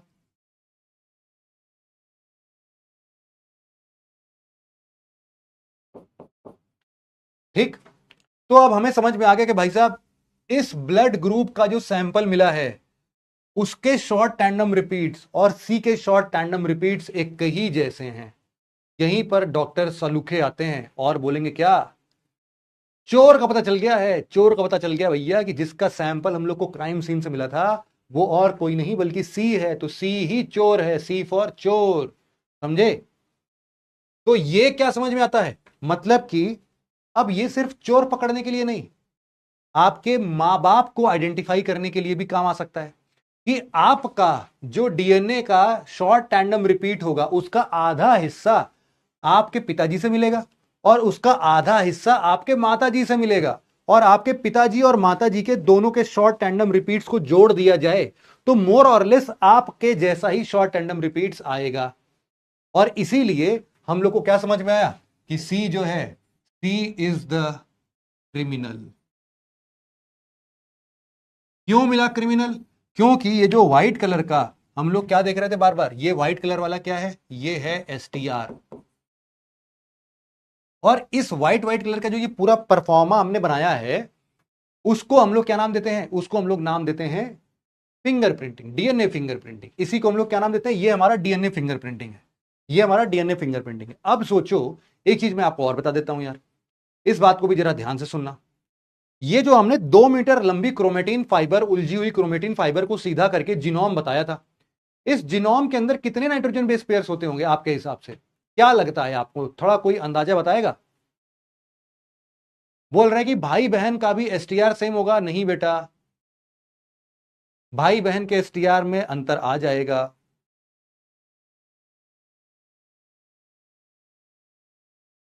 ये हर इंसान का अलग दिखेगा बेटा, हर इंसान का डीएनए फिंगरप्रिंटिंग यूनिक होता है, जुड़वा भाई बहन का भी यूनिक होगा। कोई बोल रहा है 42, 23, 46, 63, 32। अरे बेटा कहां हो तुम लोग? बस 32 होता तो हम लोग 1 घंटे में बैठ के पढ़ डालते पूरा कि अच्छा पहले नंबर पर ए टी के साथ जुड़ा है, नोट करो बेटा। दूसरा वाला टी जो है वो ए के साथ जुड़ा है, नोट कर लो। ये तो 5 मिनट का काम था। 32, 46, हाँ किसी ने अभी लिखा है, नहीं अभी भी सब गलती बता रहे हैं, 3 मिलियन बेस पेयर्स। यस, किसी ने लिखा 3 मिलियन बेस पेयर्स। तो यहां पर बच्चे इस बात को समझना कि जो हमारा पूरा का पूरा जीनोम है, पूरा का पूरा ये जीनोम है, ये है 3.3 बिलियन बेस पेयर्स का।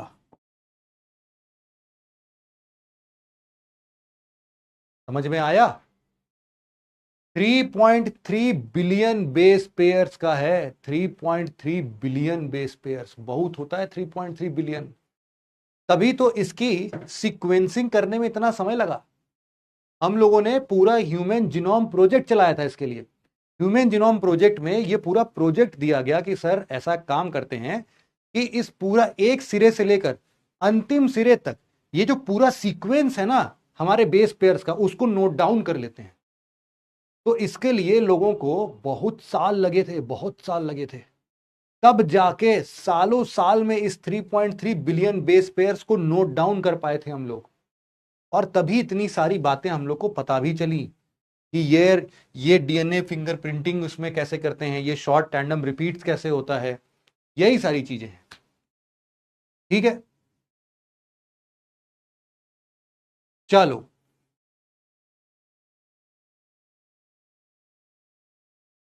कोई बोल रहा है कि बेस पेयर है, वही नाइट्रोजन बेस पेयर है यार, नाइट्रोजन बेस पेयर की बात चल रही है यहां पर, है ना? नाइट्रोजन बेस पेयर्स इसी की बात चल रही है। अब इसके बाद देखो हमारा एक और टॉपिक आता है, एक और टॉपिक जो आता है वो क्या है, एक बार वो भी देख लेते हैं। 1 मिनट यार, बस पानी पी लेता हूं।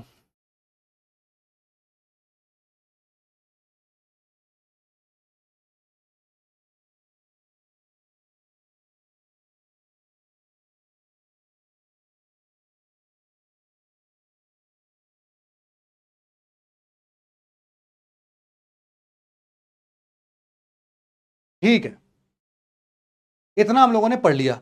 अब हम लोग थोड़ा सा एक स्टेप आगे चलते हैं। एक स्टेप जब आगे चलेंगे तो हम लोग थोड़ा सा और चीज पढ़ते हैं यहां पर।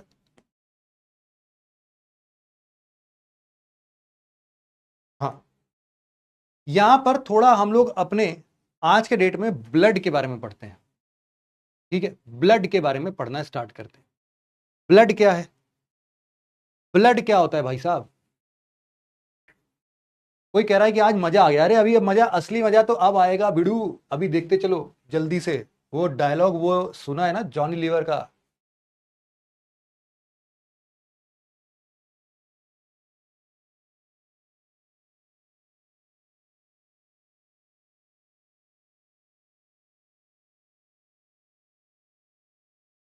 कोई बोल रहा है कि एटीसीजी रिपीट होगा तो एसटीआर कहलाएगा। नहीं भाई, देखो इस बात को पहली और आखिरी बार, मतलब कि पहली नहीं कई बार समझा चुका हूं, एक आखिरी बार और ट्राई कर लेता हूं। जिनको नहीं समझ में आया होगा अब उसका भगवान ही बेड़ा पार करा सकते हैं बेटा, इंसानों के बस की बात नहीं है। तो एक बार और प्रयास कर लेता हूं मैं, ठीक है। अब भी नहीं समझ में आए तो इसी को बार बार पलट पलट के बार बार देख लेना। मैं बोल रहा हूं कि जब हमारे इस 2 मीटर लंबे डीएनए को खोल कर देखा गया तो ये टोटल जो बनकर आया, ये टोटल जो बनकर आया, ये क्या है? देखो ये हमारे बेस पेयर्स हैं, ये एक बेस पेयर, ये दूसरा बेस पेयर, ये तीसरा बेस पेयर। अब ये बेस पेयर कैसे हैं? आधा हिस्सा ए का होगा, आधा हिस्सा टी का होगा, आधा हिस्सा सी का होगा, आधा हिस्सा जी का होगा। अभी जो वीडियो दिखाई थी उसमें तो देखा था ना आप लोगों ने कैसे जुड़े हुए थे, है ना। अब मैं यूं बोल रहा हूं कि भैया ये जो जीनोम है ये पूरा शुरू से लेके अंत तक जाओगे तो अप्रोक्सीमेटली 3.3 बिलियन बेस पेयर्स दिखेंगे। क्या दिखेंगे? 3.3 बिलियन बेस पेयर्स, यहां से लेके यहां तक।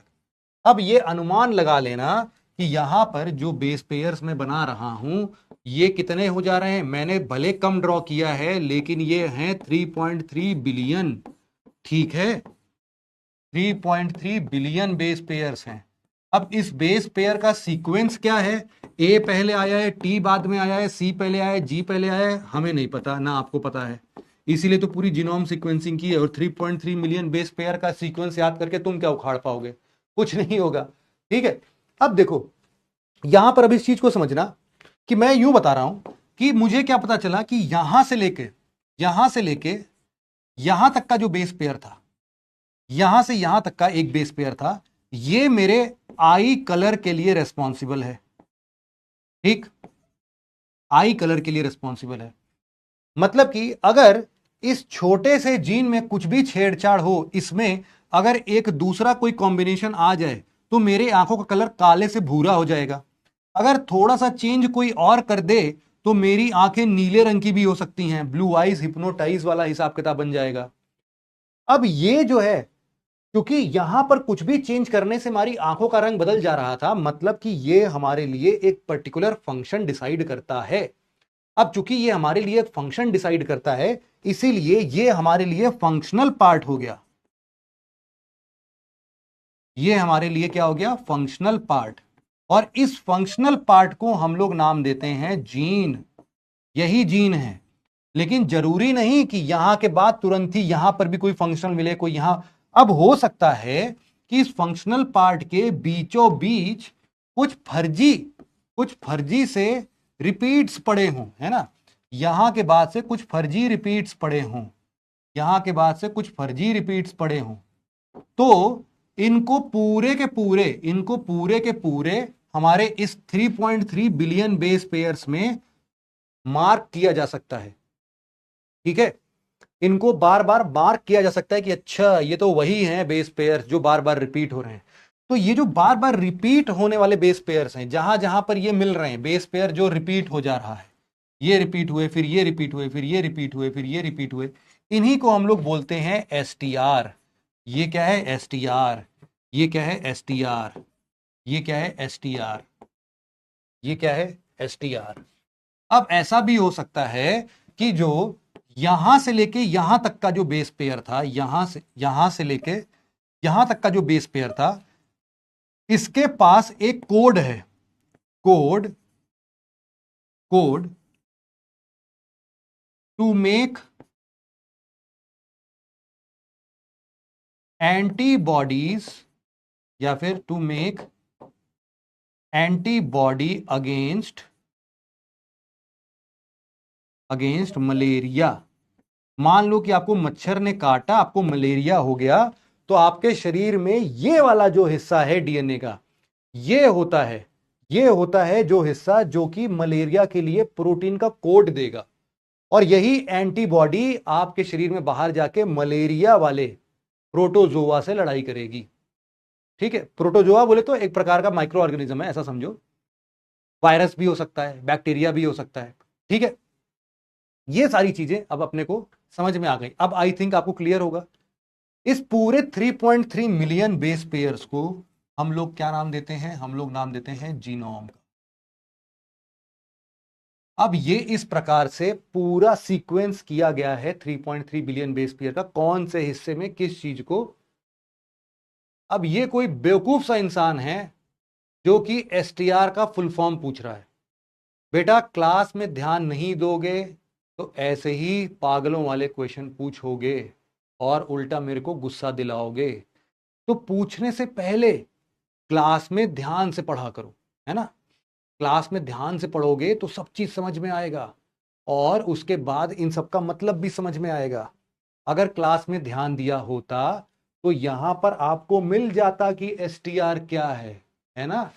कई बार इसका जिक्र हो चुका है, इस एसटीआर का कई बार जिक्र हो चुका है। तो अगर ध्यान दिया होता तो यह भी समझ में आता। ठीक है, इसीलिए बोलता हूं कि ध्यान दिया करो क्लास में। पकैती करने से यूपीएससी नहीं निकलेगा बेटा। चलो अब नेक्स्ट हम लोग आते हैं।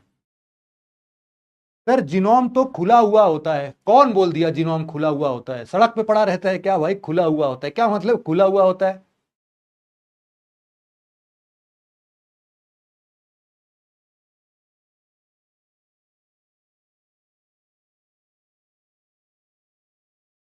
ठीक है, अच्छा अब कोई शिवम महाराज भी हैं जो कि बोल रहे हैं सर डीएनए का फुल फॉर्म तो बताया नहीं बेटा। रहने दो, ज्यादा बोल जाऊंगा। अपने आप को कंट्रोल मजनू कंट्रोल। कोई बात नहीं, हम लोग यहां पर पढ़ते हैं बच्चे, अब ब्लड के बारे में पढ़ते हैं। ब्लड, ब्लड है तो चलो लाल रंग से लिख देता हूं, फीलिंग आएगी आप लोग को। ब्लड, क्या ब्लड हमेशा लाल ही रंग का होता है? बताओ भैया, क्या ब्लड हमेशा लाल ही रंग का होता है? कौन बताएगा? अच्छा ब्लड में पाया क्या क्या जाता है? कौन बता रहा है ये सब? ब्लड में क्या क्या मिलता है हम लोग को? बताओ। ब्लड में हम लोग को क्या क्या मिलता है?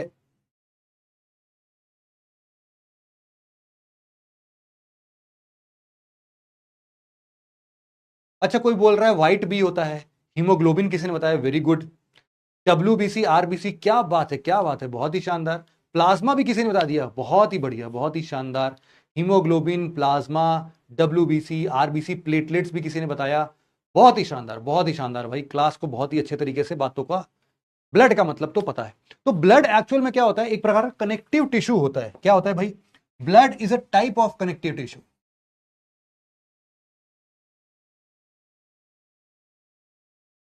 अब इसके अगर हम लोग कॉम्पोजिशन की बात करते हैं, अगर इसके हम लोग कॉम्पोजिशन की बात करें, ये कनेक्टिव टिश्यू, जैसे कोई पूछ रहा है ये क्यों कनेक्टिव टिश्यू का क्या मतलब है, इसमें पूरा लिख लो कि connective tissue that transport substance, पूरा लिख लो यहां पर, that transport, that transport substance like digested food for small intestine, substance like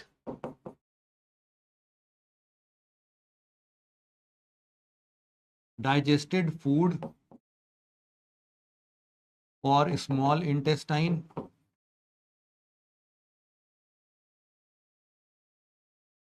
digested food for small intestine. Oxygen और कार्बन डाइऑक्साइड भी एड होता है यार, है ना। तो हम बोल सकते हैं oxygen from the lungs and oxygen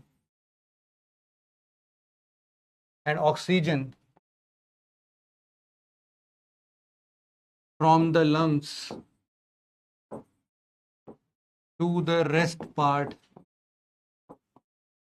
of the body। कोई बोलेगा कि सर राइटिंग बहुत गंदी हो रही है। बेटा तबीयत बहुत बुरी है इस टाइम मेरी, मन नहीं कर रहा है बिल्कुल भी। मेरे पेट में बहुत ज़्यादा पेन है, शायद फूड पॉइजनिंग की वजह से है ऐसा, बट बड़ा ही पेन है। जब से आपको पढ़ा रहा हूँ तब से बीच बीच में ऐसे कई बार पेन उठ जा रहा है।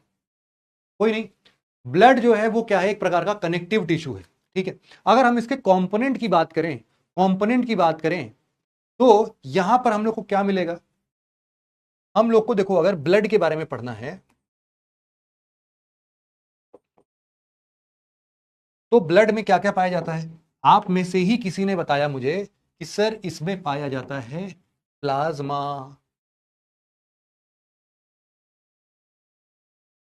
ये प्लाज्मा क्या होता है, प्लाज्मा अगर आपसे कोई पूछे कि प्लाज्मा क्या होता है, तो आप बताना कि प्लाज्मा सर एक प्रकार का विस्कस लिक्विड होता है, लाइट येलो कलर का, लाइट येलो कलर का विस्कस लिक्विड होता है। यहां पर क्या लिखोगे,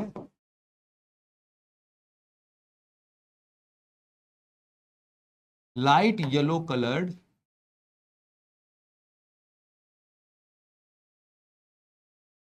विस्कस लिक्विड होता है, ठीक है। Light yellow coloured viscous liquid होता है जो कि, अच्छा अगर आपसे मैं पूछता हूं कि ब्लड जो है, ब्लड जो है, ब्लड में प्लाज्मा कितना परसेंट होता है, तो आपको जानकर शायद ताजुब होगा कि ब्लड में प्लाज्मा 55% के आसपास तो यही होता है, आधे से ज्यादा प्लाज्मा होता है हमारे ब्लड में, light yellow coloured viscous liquid. और इस विस्कस लिक्विड में होता क्या है भाई साहब, पानी होता है इसमें, प्लाज्मा में, प्लाज्मा के अंदर हम लोग ये बोल रहे हैं कि लगभग लगभग 90 से 92% क्या होता है, पानी होता है। तो white light yellow coloured viscous liquid contains 90 से 92% वाटर, इसके अंदर ज्यादातर तो पानी ही होता है ना, ज्यादातर पानी ही होता है।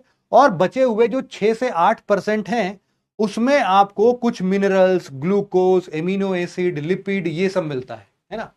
और रेस्ट 6 to 8% जो है इसमें आपको minerals, amino acids, proteins, lipids, fats, बहुत सारी चीजें मिलेंगी, लेकिन ज्यादातर पानी ही होता है इसमें, है ना। प्लाज्मा हो गया ये प्लाज्मा। अब जो दूसरा हिस्सा है बच्चों वो होता है हमारा रेड ब्लड सेल। क्या होता है हमारा रेड ब्लड सेल। और रेड ब्लड सेल कितना होता है, रेड ब्लड सेल होता है हमारा अप्रोक्सीमेटली 44%, 44%। अब सोचो कि 99% तो यही दोनों मिला के हो गए, है ना, 99% यही मिला के हो गए। अब ये जो रेड ब्लड सेल है, एक्चुअल में रेड ब्लड सेल के अंदर ही पाया जाता है हीमोग्लोबिन, है ना। क्या पाया जाता है, हीमोग्लोबिन। और इसका एक साइंटिफिक नाम भी है, इसका साइंटिफिक नाम जो है उसको हम लोग बड़े प्यार से किस नाम से बुलाते हैं, इस आरबीसी, मतलब आरबीसी जिसको ना समझ में आया उसके लिए लिख देता हूं भाई साहब, रेड ब्लड सेल्स, जिसको नहीं पता था उसके लिए। और इसी का एक साइंटिफिक नामकरण भी है, उस साइंटिफिक नाम को क्या बोलते हैं, अरे यार कोई नहीं बता पाया अभी तक।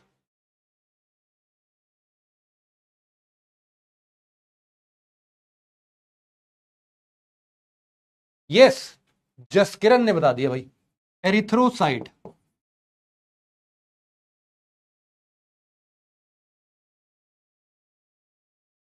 क्या है, एरिथ्रोसाइट, है ना, एरिथ्रोसाइट।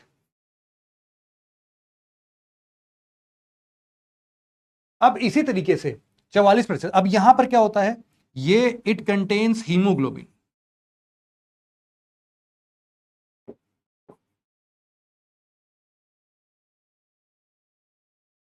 और हीमोग्लोबिन जो है वो ही ऑक्सीजन और कार्बन डाइऑक्साइड को ट्रांसमिट करने का काम करता है, इसीलिए जब ऑक्सीजन लेके जा रहा होता है तो इसको ऑक्सीजनेटेड ब्लड बोलते हैं, और जब कार्बन डाइऑक्साइड लेके जा रहा होता है तो डीऑक्सीजनेटेड ब्लड बोलते हैं, ठीक है।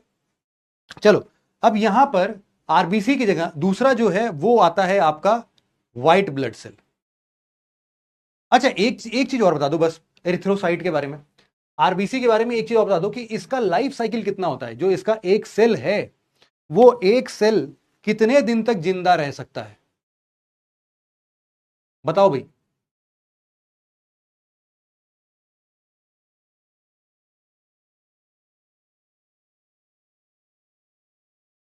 कितने दिन तक ये जिंदा रह सकता है। 3 महीने किसी ने बोला, 3 महीने तो नहीं, 120 दिन चलो बोल रहा हूं, ये बिल्कुल सही है। 120 दिन, 4 महीने जिंदा रहता है अप्रोक्सीमेटली, है ना। और ये बनता कहां पर है? बनता है हमारे बोन मैरो में। और इसका खात्मा कहां पर होता है? इसका खात्मा कहां पर होता है भाई साहब? इसका खात्मा होता है स्प्लीन में। तो बनता कहां पर है? ये बोन मैरो में बनता है, बोन मैरो। और मरता कहां पर है? स्प्लीन में। ये जो बोन मैरो और स्प्लीन है, इनके बीच का डिस्टेंस जो है वो 120 दिन में तय कर लेता है। मतलब पैदा होके ये सेल मर जाता है, डिस्ट्रॉय हो जाता है 120 दिनों में। ठीक है, यस, बिल्कुल सही बोल रहे हो आप, सब लोग बहुत सही बोल रहे हो।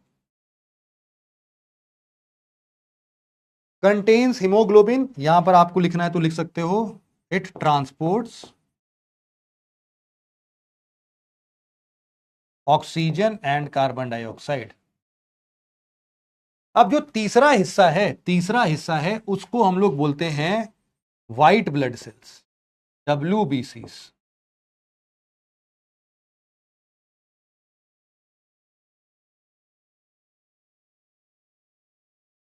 White blood cells, WBC। White blood cell जो होते हैं ये बेसिकली, इनको हम लोग क्या बोलते हैं? इनको हम लोग बोलते हैं ल्यूकोसाइट्स, है ना। इनका बड़ा ही काम है, अभी इन्हीं की कहानी हम लोग को सुननी है ना। इन्हीं की कहानी अभी आगे चल के हम लोग को सुननी है। ल्यूकोसाइट्स, इनको हम लोग क्या नाम देते हैं? ल्यूकोसाइट्स। के होता है क्या यहां पे ल्यूकोसाइट्स में? यस, के होता है। ल्यूकोसाइट्स, ल्यूकोसाइट्स, ठीक है। White blood cells, leukocyte. अब एक्चुअल में ये जो ल्यूकोसाइट हैं, ये ल्यूकोसाइट ना कई प्रकार के होते हैं, लेकिन हमें उन कई प्रकार के व्हाइट ब्लड सेल्स को नहीं पढ़ना है। हमें एक्चुअल में पढ़ना है इम्यून सिस्टम। और इम्यून सिस्टम को पढ़ने के लिए हमें सिर्फ 2 चीजों की जरूरत है। पहला है न्यूट्रोफिल्स और दूसरा है लिम्फोसाइट्स, है ना। ये 2 प्रकार के होते हैं। एक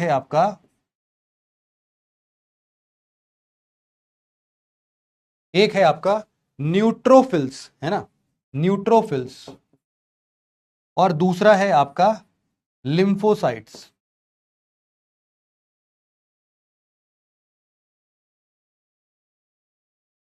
इनका क्या काम है अभी पता चल जाएगा, है ना। इन्हीं की कहानी अभी हम लोग को सुननी है। छोटे बड़े भाई हैं, है ना। ये भाई लोग क्या करते हैं? इम्यून सिस्टम को मेंटेन करते हैं, है ना। यहां पर बस इतना लिख लो कि इट मेंटेन्स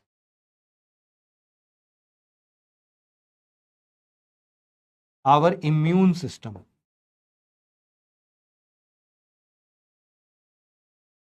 इम्यून सिस्टम। अब इसके साथ साथ एक और चीज बस मिलती है हम लोग को, उसको हम लोग बोलते हैं प्लेटलेट्स। प्लेटलेट्स को हम लोग बोलते हैं थ्रोम्बोसाइट्स। ये हमारे ब्लड कोगुलेशन में काम में आता है। एक और चीज है, क्या लिख देते हैं? प्लेटलेट्स। अच्छा, ये WBC कितने दिन में निपट जाता है? ये तो हम लोगों ने पढ़ा कि 120 दिन लगते हैं कम से कम RBC को जिंदा होके मरने में। WBC का लाइफ साइकिल कितने देर का होता है? कौन बता रहा है? अंदाजा लगाओ भाई जल्दी से।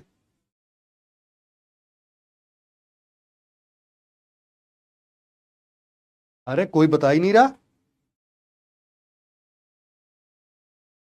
कोई बता रहा है 3 दिन, 14 दिन, 2 से 3 दिन। हाँ, ऐसे अलग अलग होता है। हाँ, ऐसे ही मान लो, मतलब सर्च करोगे तो सब सही है, 3-4 दिन भी होता है ना। लोग ऐसा वैसे बोलते हैं कि लगभग लगभग 10-12 दिन का तो होता है, 10-12 दिन से लेके 20 दिन तक के आसपास का होता है ना। तो 12 से 20 दिन तक लिख सकते हो, 12 से 20 दिन तक अगर लिखना है तो लिख सकते हो। प्लेटलेट्स जो होते हैं ये 12 से 20 दिन तक। अरे प्लेटलेट्स नहीं भाई साहब, क्या लिख दिया मैंने? WBCs की बात हो रही थी। WBCs कहाँ गया ये? WBCs जो है इनकी लाइफ साइकिल जो है वो 12 से 20 डेज।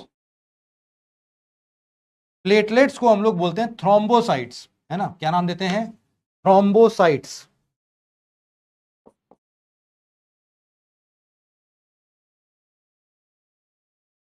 और ये जो थ्रोम्बोसाइट्स हैं, ये बेसिकली किसके काम में आते हैं? ब्लड कोआगुलेशन में काम आते हैं। क्या मतलब है ब्लड कोआगुलेशन का?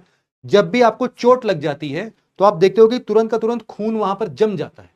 अगर जमेगा नहीं तो सोचो फिर तो खून निकलता जाएगा जब तक कि पूरे शरीर का खून निकल ना जाए। तो उसको रोकना पड़ेगा ना किसी चीज से। रुकेगा कैसे? हमारे शरीर के अंदर खुद एक मैकेनिज्म है, जो प्लेटलेट्स है, ये ब्लड कोआगुलेशन मतलब कि उसको जमाने, उसको थक्का बनाने में काम में आता है। ठीक है, ब्लड क्लॉटिंग में काम में आता है। यहां पर लिख सकते हैं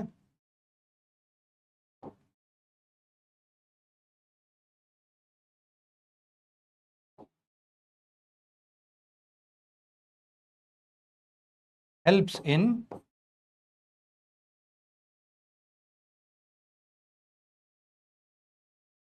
ब्लड कोआगुलेशन।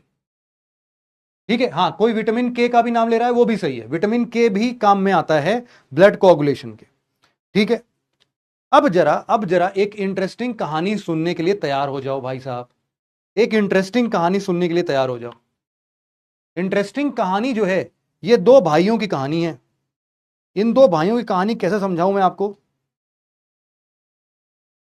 इन दो भाइयों की कहानी सुन लो बस एक बार फटाफट से। ये एक्चुअल में हमारा इम्यून सिस्टम डिफाइन करेगा। क्या करेगा? Immune system. इम्यून सिस्टम क्या है वैसे?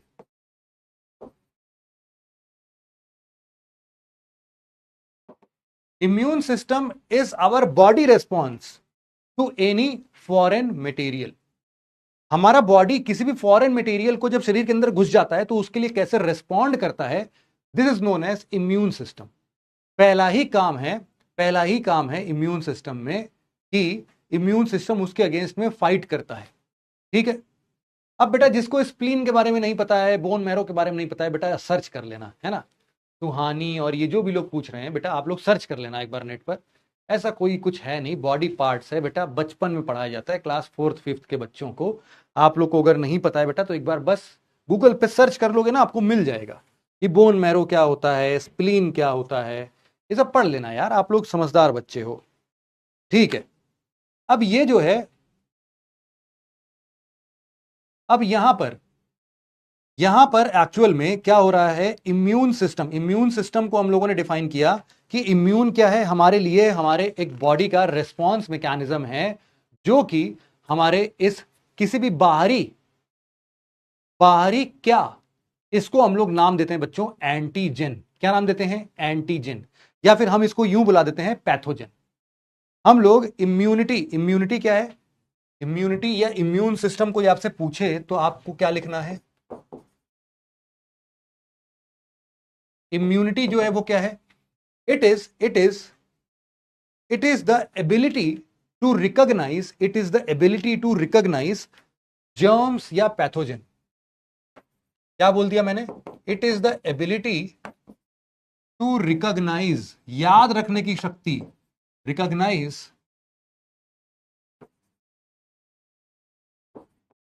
पैथोजेंस, जिनको हम लोग कीटाणु बोलते हैं, जर्म्स, जर्म्स या पैथोजन, और इनको फर्दर आने से रोकना, इनको फर्दर बढ़ने से रोकना। हाँ, डिफेंस बुला सकते हैं। कनिष्क ने बताया कि डिफेंस डिफेंस बढ़ाओ, मतलब डिफेंस का मतलब है कि यहां भाई डिफेंस मैकेनिज्म की तरह काम करते हैं। और and prevent there invasion and prevent there invasion in the body, before, इसके पहले कि वो कुछ नुकसान करें, है ना, इसके पहले कि वो कुछ डैमेज करें, हम उनका खात्मा कर देंगे। लड़ाई झगड़े से, जिससे भी शाम दाम दंड भेद सब लगा के इनको मार डालेंगे किसी तरीके से, तुरंत के तुरंत। जैसे सेना में हम लोग देखते हैं ना, सैनिक लोग वो मार देते हैं सीधे, कुछ नहीं सोचते समझते, वैसे ही समझ लो यहां पर भी काम होता है, सीधे मार देंगे। Before they can cause disease और damage, before they can cause disease और डैमेज। अब यहां पर एक चीज जो आपके दिमाग में ये बात आ सकती है कि सर ये पैथोजेन शब्द हमने नहीं सुना है। पैथोजेन, पैथोजेन शब्द क्या है उसको एक बार समझ लेते हैं। देखो पैथोजेन कोई भी फॉरेन डिसीज मेकिंग सब्सटेंस हो सकता है, जो भी हमारे शरीर के अंदर घुसे और कुछ नुकसान पहुंचाने का काम करे, उसको हम लोग क्या बोलेंगे? उसको हम लोग बोलेंगे पैथोजेन। ठीक है, पैथोजेन क्या है? Pathogen are foreign disease causing substance, जैसे कि मान लो बैक्टीरिया है, वायरस है, कुछ भी बोल सकते हैं। तो यहां पर अगर मुझसे कोई पूछता है या आपसे कोई पूछता है कि बेटा ये बताओ कि पैथोजेन क्या होता है, तो पैथोजेन के लिए उसको बताना तुरंत के तुरंत कि they are the foreign disease causing substance. Unwanted material कोई बोल रहा है वो भी सही है, they are the foreign disease causing substance. ये क्या है? जैसे कि कोई बैक्टीरिया, जैसे कि कोई वायरस, कुछ भी हो सकता है ना? ये सब क्या कहलाएंगे? सब के सब कॉमनली पैथोजेन कहला सकते हैं।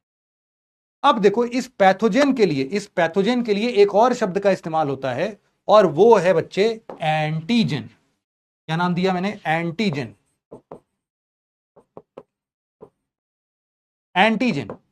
ये जो पैथोजेन आते हैं ना, ये पैथोजेन अकेले नहीं आते, ये अपने चारों तरफ एक कवच बना के आते हैं। ये जो चारों तरफ इनके कवच लगा होता है, ये एक प्रकार का सिंबल होता है। इसी कवच को हमारा शरीर रिकॉग्नाइज करता है। एक्चुअल में ये पैथोजेन को रिकॉग्नाइज नहीं करता। ये जो अपना पहनावा ओढ़ के आते हैं, इस एंटीजेन को ओढ़ के आते हैं, पहनावे जैसा है, इनके कपड़े जैसा है मान लो, तो पैथोजेन जो भी ये कपड़ा पहन के आते हैं, हम उस कपड़े को पहचानते हैं भाई साहब। और उस कपड़े का जो भी कुछ भी कोई भी वो कपड़ा पहन के आ गया ना, तो हम उसको वही समझेंगे जो हम एक्चुअल पैथोजेन के साथ करते हैं। जैसे मान लो कि हमारे पास एक चोर का कपड़ा टंगा हुआ है, या फिर एक टेररिस्ट का कपड़ा टंगा हुआ है। मान लो कि इंडिया पाकिस्तान में लड़ाई हो रही है और पाकिस्तानी फौजी का कोई उसका ड्रेस जो है वो यहां पर टंगा हुआ है। अब भाई साहब सोचो, अगर गलती से भी उस ड्रेस को मैं पहन के इंडिया के बॉर्डर इलाके में पहुंच के कुछ भी उछल कूद करने लगूं, तो भाई साहब मुझे गोली मार दिया जाएगा कि नहीं मार दिया जाएगा? क्यों? क्योंकि मेरी पहचान उस कपड़े से हो रही है। मेरी पहचान किससे? उस कपड़े से है। तो समझ लो वो जो कपड़ा है वो बेटा क्या है? वो ही एंटीजन है। ठीक है, एंटीजन वही है। इसने बोला bronze medal won by men's hockey team. क्या बात है, बढ़िया यार। ठीक है, लेकिन पढ़ाई पर ध्यान देंगे तो ज्यादा बढ़िया लगेगा यार मुझे। और अगर वहां पर ध्यान दे रहे हैं तो वहीं पर ध्यान दे दें। यहां पर आप लिख सकते हो they are the foreign particular matter, they are the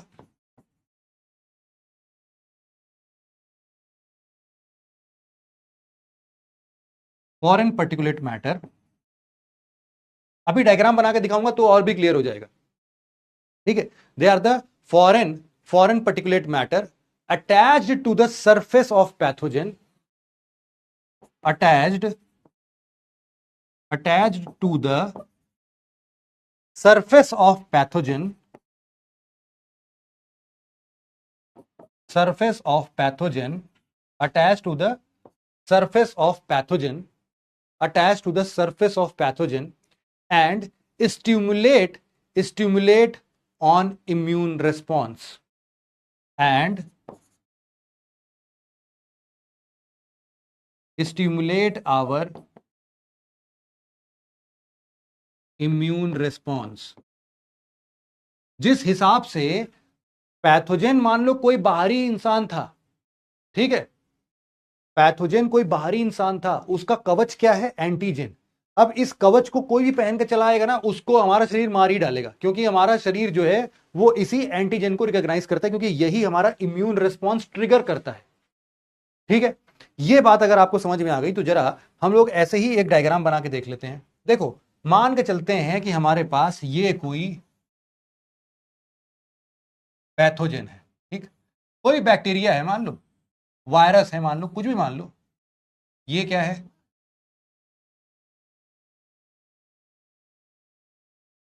अब इसके चारों तरफ जो एंटीजेन है, इसके चारों तरफ जो है वो एंटीजेन लगे हुए हैं। चारों तरफ क्या है? एंटीजेन लगे हुए हैं।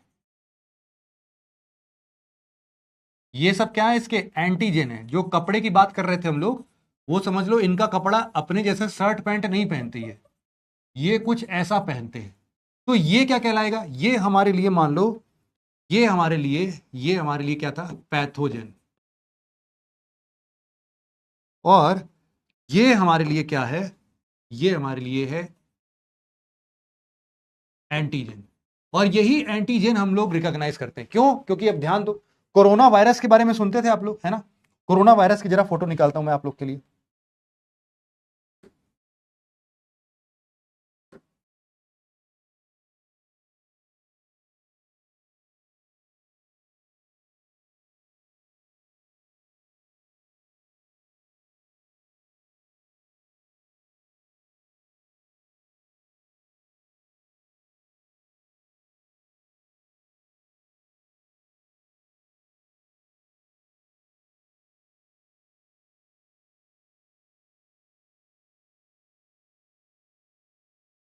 कोई भी एक सिंगल फोटो, ये दिख गया, चलो बस ये क्लियर हो।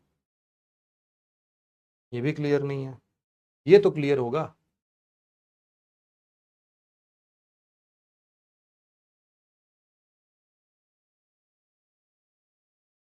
कोई क्लियर नहीं खुल रहा, ये खुलेगा। चलो इसी को ले चलते हैं, कोई बात नहीं, टाइम क्या ही वेस्ट करना। हमें जो बताना है वो इतने से भी समझ में आ जाएगा। अब यहां पर जरा इस चीज को समझना, जो मैं बता रहा हूं क्या उससे रिलेट कर पा रहे हो आप। यहां पर आप हमेशा देखना कि ये जो हिस्सा है, ये जो ग्रे कलर वाला हिस्सा है, ये हमारे लिए क्या है, पैथोजन। और ये जो रेड कलर का आपको दिख रहा है वायरस के ऊपर, ये वाला हिस्सा रेड कलर का, ये है इसका एंटीजन। और यही एंटीजन पहचानता है हमारा शरीर। ठीक है, अब बात क्लियर होएगी। डर है क्या, ये वाली बात समझ में आ रही है ना। पैथोजन और एंटीजन तो समझ में आ गया। अब यहां पर एक बात समझना कि इसी के अगेंस्ट में हमारी बॉडी जो रिस्पॉन्ड करती है, वो रिस्पॉन्ड करती है एंटीबॉडीज से। एंटीबॉडीज क्या, एक प्रकार के प्रोटीन है ना। कौन बनाएगा, राइबोसोम बनाएगा फिर तो, है ना। एंटीबॉडीज जो है वो एक प्रकार के क्या है, प्रोटीन्स हैं। और यही एंटीबॉडीज हमारे लिए काम करती हैं। ठीक है, they are the Y shaped proteins. Antibodies are Y shaped proteins. ठीक,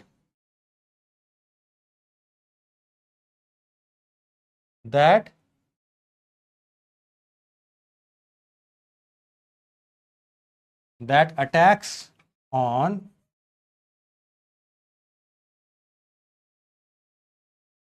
एंटीजन। अब इस केस में क्या होगा कि हमारे पास एक वाई शेप का एक एंटीजन पैदा हो जाएगा। ये कैसा होगा, देखो ये ऐसे,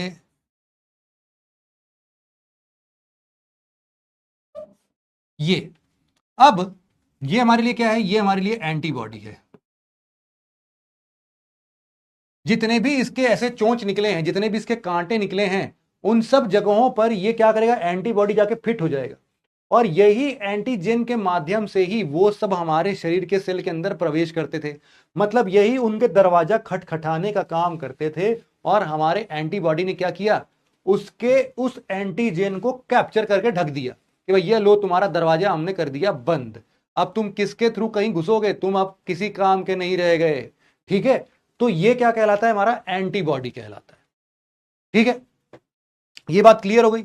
चलो अब अगर इतनी बात क्लियर है, तो अब हम लोग एक चीज समझते हैं, हमारी कहानी के ऊपर क्या है। अब हमारी कहानी पर हम लोग आते हैं।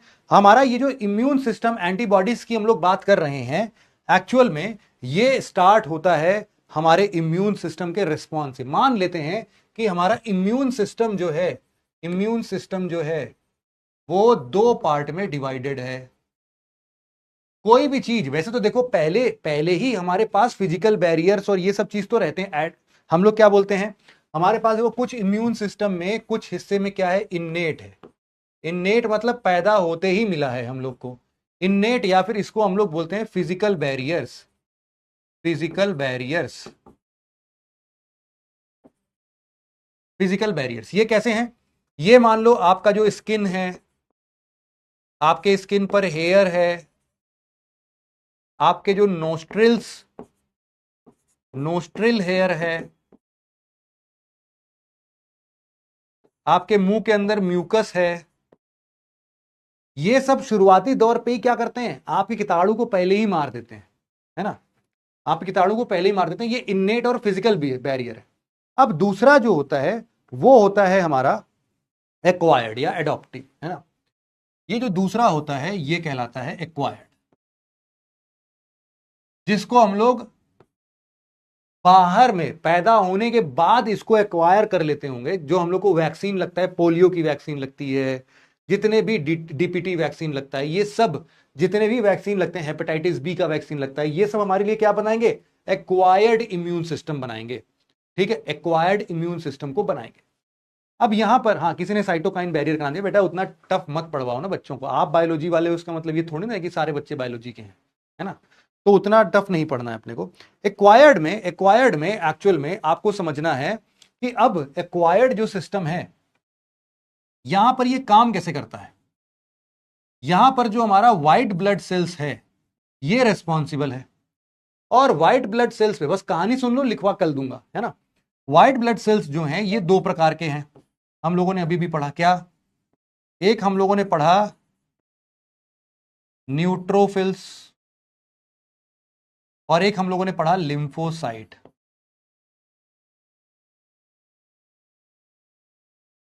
अब ये जो न्यूट्रोफिल है ना, इट इज लाइक छोटा भाई।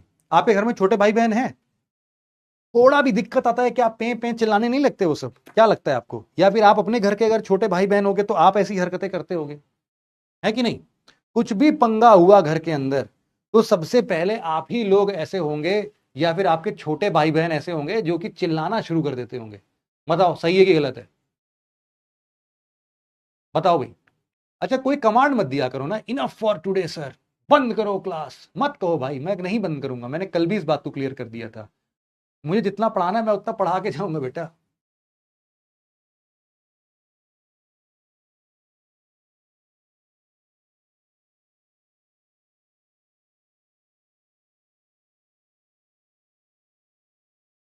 ठीक है, तो जो छोटे बच्चे होते हैं उनका काम ही यही होता है। तो ये जो न्यूट्रोफिल है ये छोटा बच्चा है, छोटा भाई है, जैसे ये छोटा भाई क्या करेगा, जैसे ही इसको कोई एंटीजन दिखा वहीं पर ये चिल्लाना चालू कर देता है, और चिल्लाते चिल्लाते ये पहले क्या बुलाएगा, बड़े भैया को बुलाएगा अपने, कि बड़े भैया, न्यूट्रोफिल बुला रहा होगा, लिम्फोसाइट भैया कहां चले गए, जल्दी आओ, देखो हमारे शरीर के अंदर कौन प्रवेश कर गया है, इसको तो मैं ज्यादा देर तक रोक नहीं पाऊंगा दरवाजे पर। यही अब छोटा भाई जो है वही दरवाजा खोलता है, आप सबको पता है।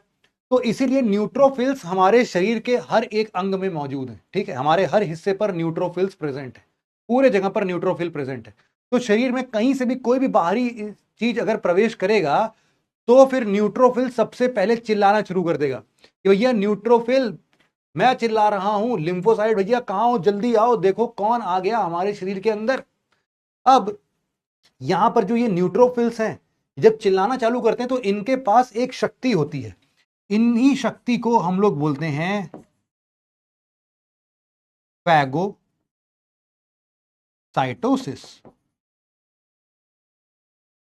फैगो मतलब होता है खाना, कुछ भी चीज मिले खा जाओ उसको।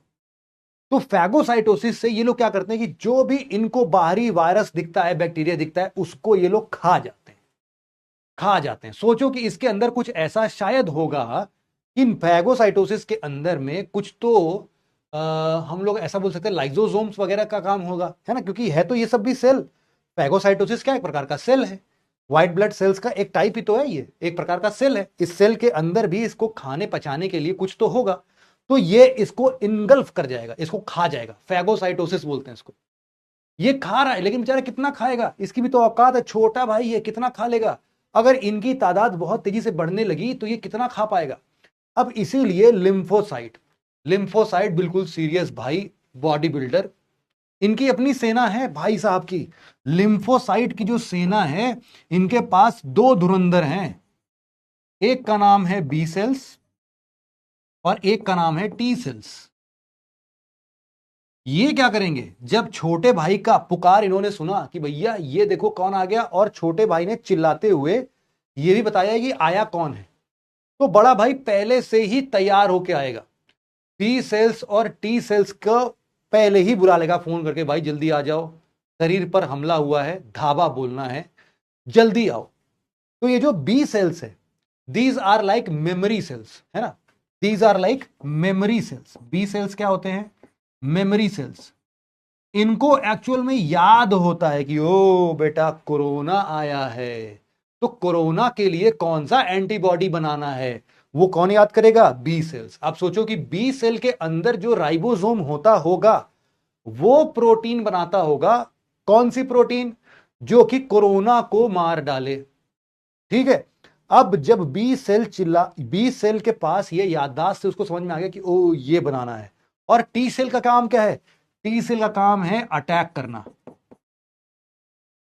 समझ लो कि ये बी सेल्स जो है ये एंटीबॉडीज बनाएगा, याददाश्त इसकी बड़ी तेज है, ये याद रखेगा ओ दुश्मन ऐसा वाला दुश्मन है, इसको तो हथगोले से मारना है, इसको तो AK-47 से मारना है। जो भी चीज चाहिए एंटीबॉडीज को, ये बनाएगा एंटीबॉडी, बी सेल बनाएगा एंटीबॉडी, इसको याद रहेगा सब कुछ, और ये टी सेल को देगा। अब टी सेल कहेगा लाओ इधर क्या बनाए हो, अच्छा हथगोला बनाए हो, ये जाएगा से जहां पर वो आक्रमण कर रहे होंगे बैक्टीरिया वायरस, वहां पर फेंकना चालू कर देगा। या ऐसे भी इमेजिन कर सकते हो कि ये बंदूक लेके आएगा, बंदूक के अंदर गोली की जगह एंटीबॉडीज भरा रहेगा, और धक धक धक धक धक धक धक धक पूरा ये चला डालेगा एंटीबॉडीज।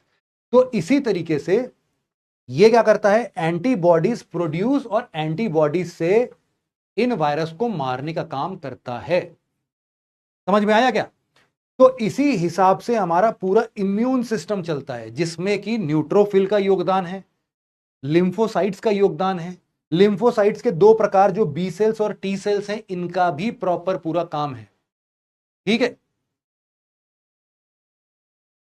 डन है ये किलर सेल्स कोई बोल रहा है? यस, किलर सेल्स को भी बोलते हैं।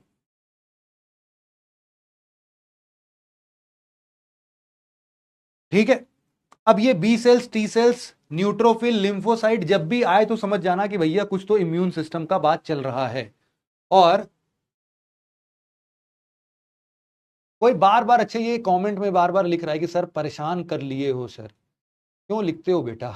मेरे को जब फर्क ही नहीं पड़ेगा, लिखते जाओ कुछ भी। इसका सिंपल सा मतलब मैं समझाता हूं कि देखो, लिम्फोसाइट जो होते हैं ना, आप लोगों ने शायद अपने बायोलॉजी में लिम्फ नोड्स पढ़े होंगे। लिम्फोसाइट्स जो होते हैं वो सिर्फ हमारे लिम्फ नोड्स में ही रहते हैं, उसके बाहर नहीं निकलते हैं। लिम्फ नोड्स में ही लिम्फोसाइट्स रहते हैं। व्हाइट ब्लड सेल्स का वो हिस्सा जो कि लिम्फ नोड्स में ट्रेवल करता है, उसको हम लोग लिम्फोसाइट्स बोलते हैं। और इसीलिए ये at the site of infection नहीं रहते हैं हमेशा। इसीलिए हम बोल रहे हैं कि न्यूट्रोफिल्स जो है, न्यूट्रोफिल्स तो पूरे शरीर में है, और इसी वजह से ये पहला इम्यून सिस्टम तो यही चला देगा। जैसे ही कोई बाहर से आएगा उसको खाने दौड़ जाएगा। खाने दौड़ने के साथ साथ ये एक सिग्नल देता है लिम्फ नोड को। लिम्फ नोड जो इसके सबसे पास वाला नोड होगा, वहां पर एक सिग्नल रेस्पॉन्स जाता है, इलेक्ट्रिक सिग्नल रेस्पॉन्स जाता है। इसको साइटोकाइंस लेके जाते हैं, है ना, साइटोकाइंस लेके जाते हैं, और उस नोड पर ये बताते हैं लिम्फोसाइट को कि भाई साहब एक अटैक हुआ है। तो लिम्फोसाइट क्या करता है? In response of that signal, in response of that signal ये बी सेल्स और टी सेल्स को रिलीज करने लगता है लिम्फ नोड से, तेजी से बी सेल्स और टी सेल्स एमिट करता है। अब ये बी सेल्स और टी सेल्स का काम बनता है कि जाओ वहां पर जो वायरस है उसको मारो। ठीक है, डन है। तो ये बी सेल जो है, ये मेमोरी जो है इसकी वो शार्प है, इसीलिए इसको मेमोरी बी सेल्स बोलते हैं। इसका काम क्या है कि जो भी इंफेक्शन आया है उसका ये एंटीजन याद करना, और एंटीजन के लिए कौन सी वाली एंटीबॉडी बनानी है, ये कौन याद रखता है? B cells. और इसको टी सेल्स का काम दिया गया कि भाई साहब टी सेल जो है वो अटैक करो। इस पर अटैक करने का काम क्या है कि इस पर जाके चिपक जाओ, इस पे चिपक जाओ, इस पे चिपक जाओ, इस पे चिपक जाओ, इस पे चिपक जाओ, सब पे चिपका चिपका के इसको ब्लॉक कर दो, इसको अफेक्ट ही मत होने दो। ठीक है, तो इसी तरीके से हम लोग क्या बोलते हैं, ये हमारे लिए इम्यून सिस्टम में काम करते हैं। सिंपल सा है। ठीक है, तो बस आज के लेक्चर को यहीं पर हम लोग समाप्त कर सकते हैं। आप लोग बढ़िया से जाइए घर पर, खाना वाना खाइए, भूख लग गई होगी आप लोग को भी, बहुत सारा टाइप किया है आप लोगों ने भाई, इतनी मेहनत करते हो टाइप कर करके, तो भूख तो लगी होगी। ठीक है, क्लियर है भाई, सबको क्लियर है? ठीक है, जिसको डाउट है वो एक बार आज का लेक्चर वापस से सुने और फिर उसके बाद वापस से कल की क्लास में मुझे बता दे। ठीक है, उसको मैं बता दूंगा, फिर से बता दूंगा, कल रिवीजन हम लोग करेंगे ही करेंगे, एक बार और देख लेना और कल ही इसको लिखवा भी दूंगा। तो इसके बेसिस पर हमारा एक और इम्यून सिस्टम वाला चैप्टर भी कंप्लीट हो जाता है। ठीक है, चलो, कोई बोल रहा है कि पोल करा दिया करो सर। ठीक है बेटा, कल से मैं आप लोगों के लिए अब जितना भी सोच लो पिछले 4 क्लासेस में हमने जो भी पढ़ा है उससे रिलेटेड कल मैं खूब सारा क्वेश्चन लेके आऊंगा आप लोगों के लिए और कल आप सभी लोगों को उसका आंसर देना पड़ेगा। अब समझ में आ जाएगा, दूध का दूध पानी का पानी हो जाएगा। कल ही आप लोग की बुद्धि में ये चीज घुस जाएगी कि जितना हम लोग पढ़ रहे हैं उसका एंजॉयमेंट तो सही है, लेकिन क्या वो चीजें समझ में भी आ रही है कि नहीं। तो कल मिलते हैं क्वेश्चंस के साथ हम लोग, ठीक है, और इसी चीज को हम लोग अब कल समझेंगे डिटेल में। चलो फिर आज को यहीं पर, आज के लेक्चर को यहीं पर एंड करते हैं। Thank you so much, thank you so much for listening it very patiently friends. Have a nice day, thank you, good night.